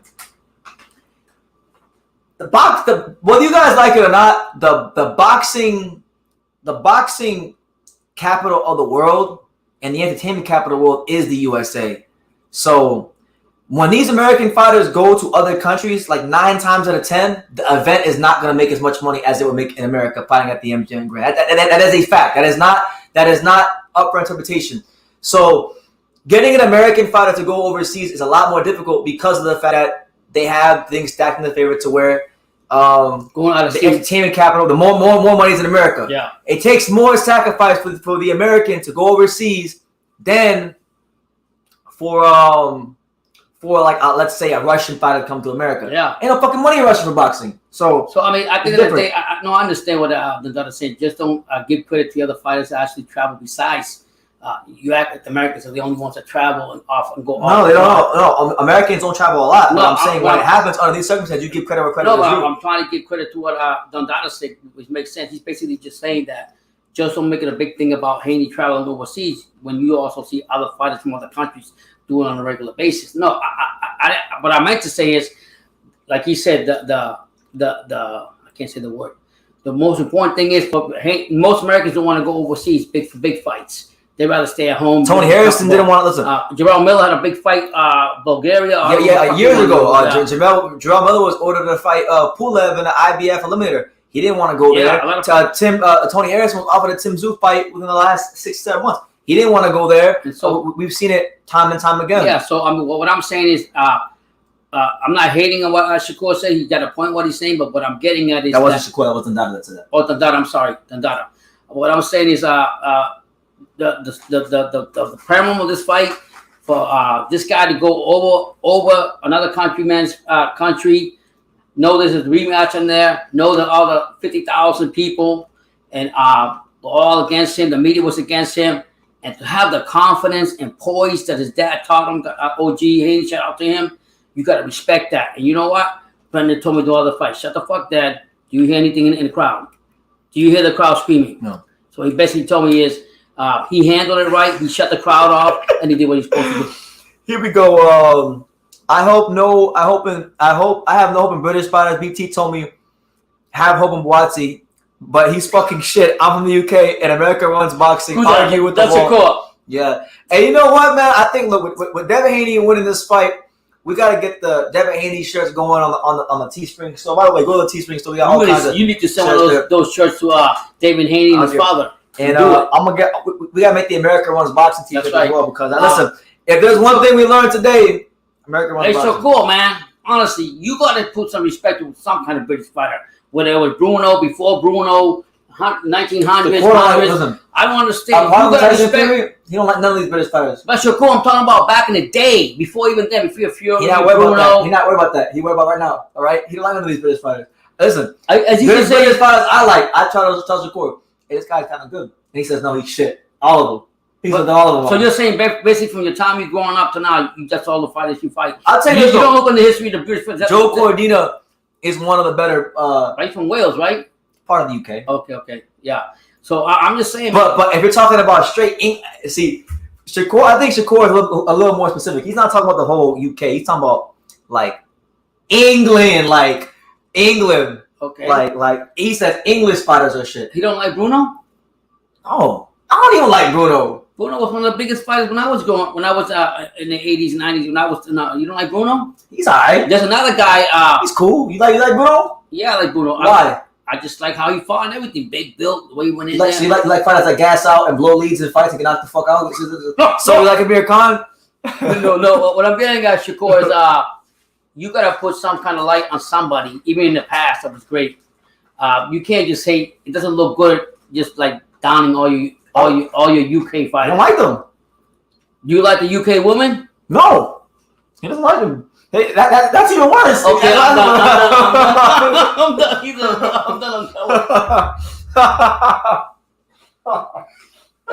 Was he like American woman? Yeah. Oh my lord. Have you dated English woman? Yes, he doesn't like them. He doesn't like them. I'm done. Oh. Okay, I'm done. Damn. I'll have to find an American woman then. Let me see. Shakur says, I ain't worried about Bruno. English fighters fight the American fighters against school. America runs boxing. Simple. It's the truth. Okay, but why is you part of the damn country? Why can't you accept the fact that America runs boxing? Why is it so hard for you? It's not so hard. I'm just saying. I'm just saying, like, he's from that country. You got to get props to somebody. No, you don't want to. Okay, you don't have to. You're entitled to that. BT will make sure he sees Dubois next week. Yeah, I'm gonna be at that fight. For those of you, I actually was talking to Stacey McKinley today. Yeah, he's helping me out get the press pass. I got the press pass for next weekend. I will be there at Cherubin versus Daniel Dubois. Make it that fight what you will. But listen, I think it'll be a good little heavyweight scrap. May the best man win. I think Dubois should go in as a favorite. But, you know, Cherubin says he's been training hard. So I guess we'll see. Time will tell all. Because we saw the last 2 weeks. If we learned anything in the last 2 weeks, you know, you can talk a good game. Frawley and George Kambosos Jr. have taught us anything. Is that you can talk a good game, but, you know, you got to perform when the lights come on. Yeah. To the best of your abilities. Dondado wants to know, BT, have you got your tickets for a Better Be Ever Smith? Man, listen, everything been booked. Airbnb booked, plane tickets booked, two there and back, and tickets is booked. So we're gonna go. Who's he like? I don't know, but he gonna be there because Dondada's from DC area. He's making a trip up, so probably meet him. Dondada's from. Oh, I'm getting confused. DC area. So okay. You know what I'm saying? That's fine. Nice. How much is that fight? Where's the poster supposed to be? Too funny. The fight with Brian and Dubois. If that's what you're talking about, I mean, there's not. I mean, I don't know. I'm gonna be there covering it. I'm not sure. There's plenty of seats there. Yeah, it's been hard. It's been horribly promoted. Like I asked Ahmed El Bialy, one of the fighters who's on the undercard, do you know the press conferences? The fighters only know the press conferences. Wow. So if the fighters know the press conferences, then you know it's a very disorganized promotion. You should already know when the King of Boxing, his name. But it's not just Don King. It's Frank Warren's involved too. So it's not just like it's Don King. But then like Don King has to take responsibility because this is on British soil. This is he won the bid. So he's supposed to be responsible. This is on American soil. This is in Miami. Fuck is Frank Warren about promoting a show in Miami? Yeah. Like, I mean, at the same time, King, you know what? King got a lot of money. He don't give a shit. No. I mean, you guys, who's the promotion company? I mean, who's doing I hope we're not fighting that fight thing. I hope we're not doing that and then having it's not like no. Don't get me going, but you gonna say something crazy stuff. What? It's on DonKing.com for $30. But what is he? Don't tell me he's gonna have like 3 undercards in the movies.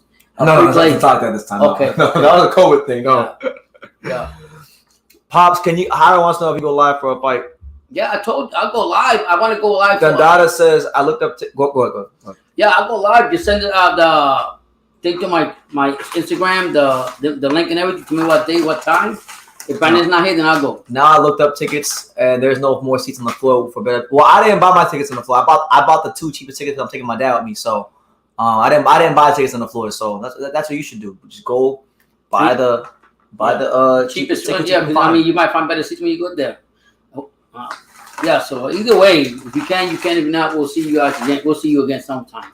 Yeah. You know. Listen, guys. On that note. Yeah, we've been here for a minute. I'm gonna wrap the live up because it's already 1:17 in the morning. I'm gonna knock my I'm gonna end the live. Thank you guys for making this a great live. Thank you so much. I'm not really sure. I'm not really sure if I'm gonna be live for a fight next Saturday because But the Donaire and this is coming up. That's the 7th. That'll be on Tuesday. So we'll be live Tuesday. For the fight, but Saturday for Brian Dubois, or was it Munguia versus Munguia versus Jimmy Kelly's next Saturday as well. Munguia. So anyways, well, if I don't go with him, then I'll go live for them. So we have it. I'll take him there. We'll keep you guys up to date. Yeah. But you guys take care. Dundada, I got like the seats that are like the furthest back. I didn't get no crazy good seats. We're just chilling. I just wanted my pops to go to the fight with me, so I got the cheapest tickets possible. I'm gonna also be at the New York City Golden Gloves. Because one of my friends actually made the Golden Gloves final.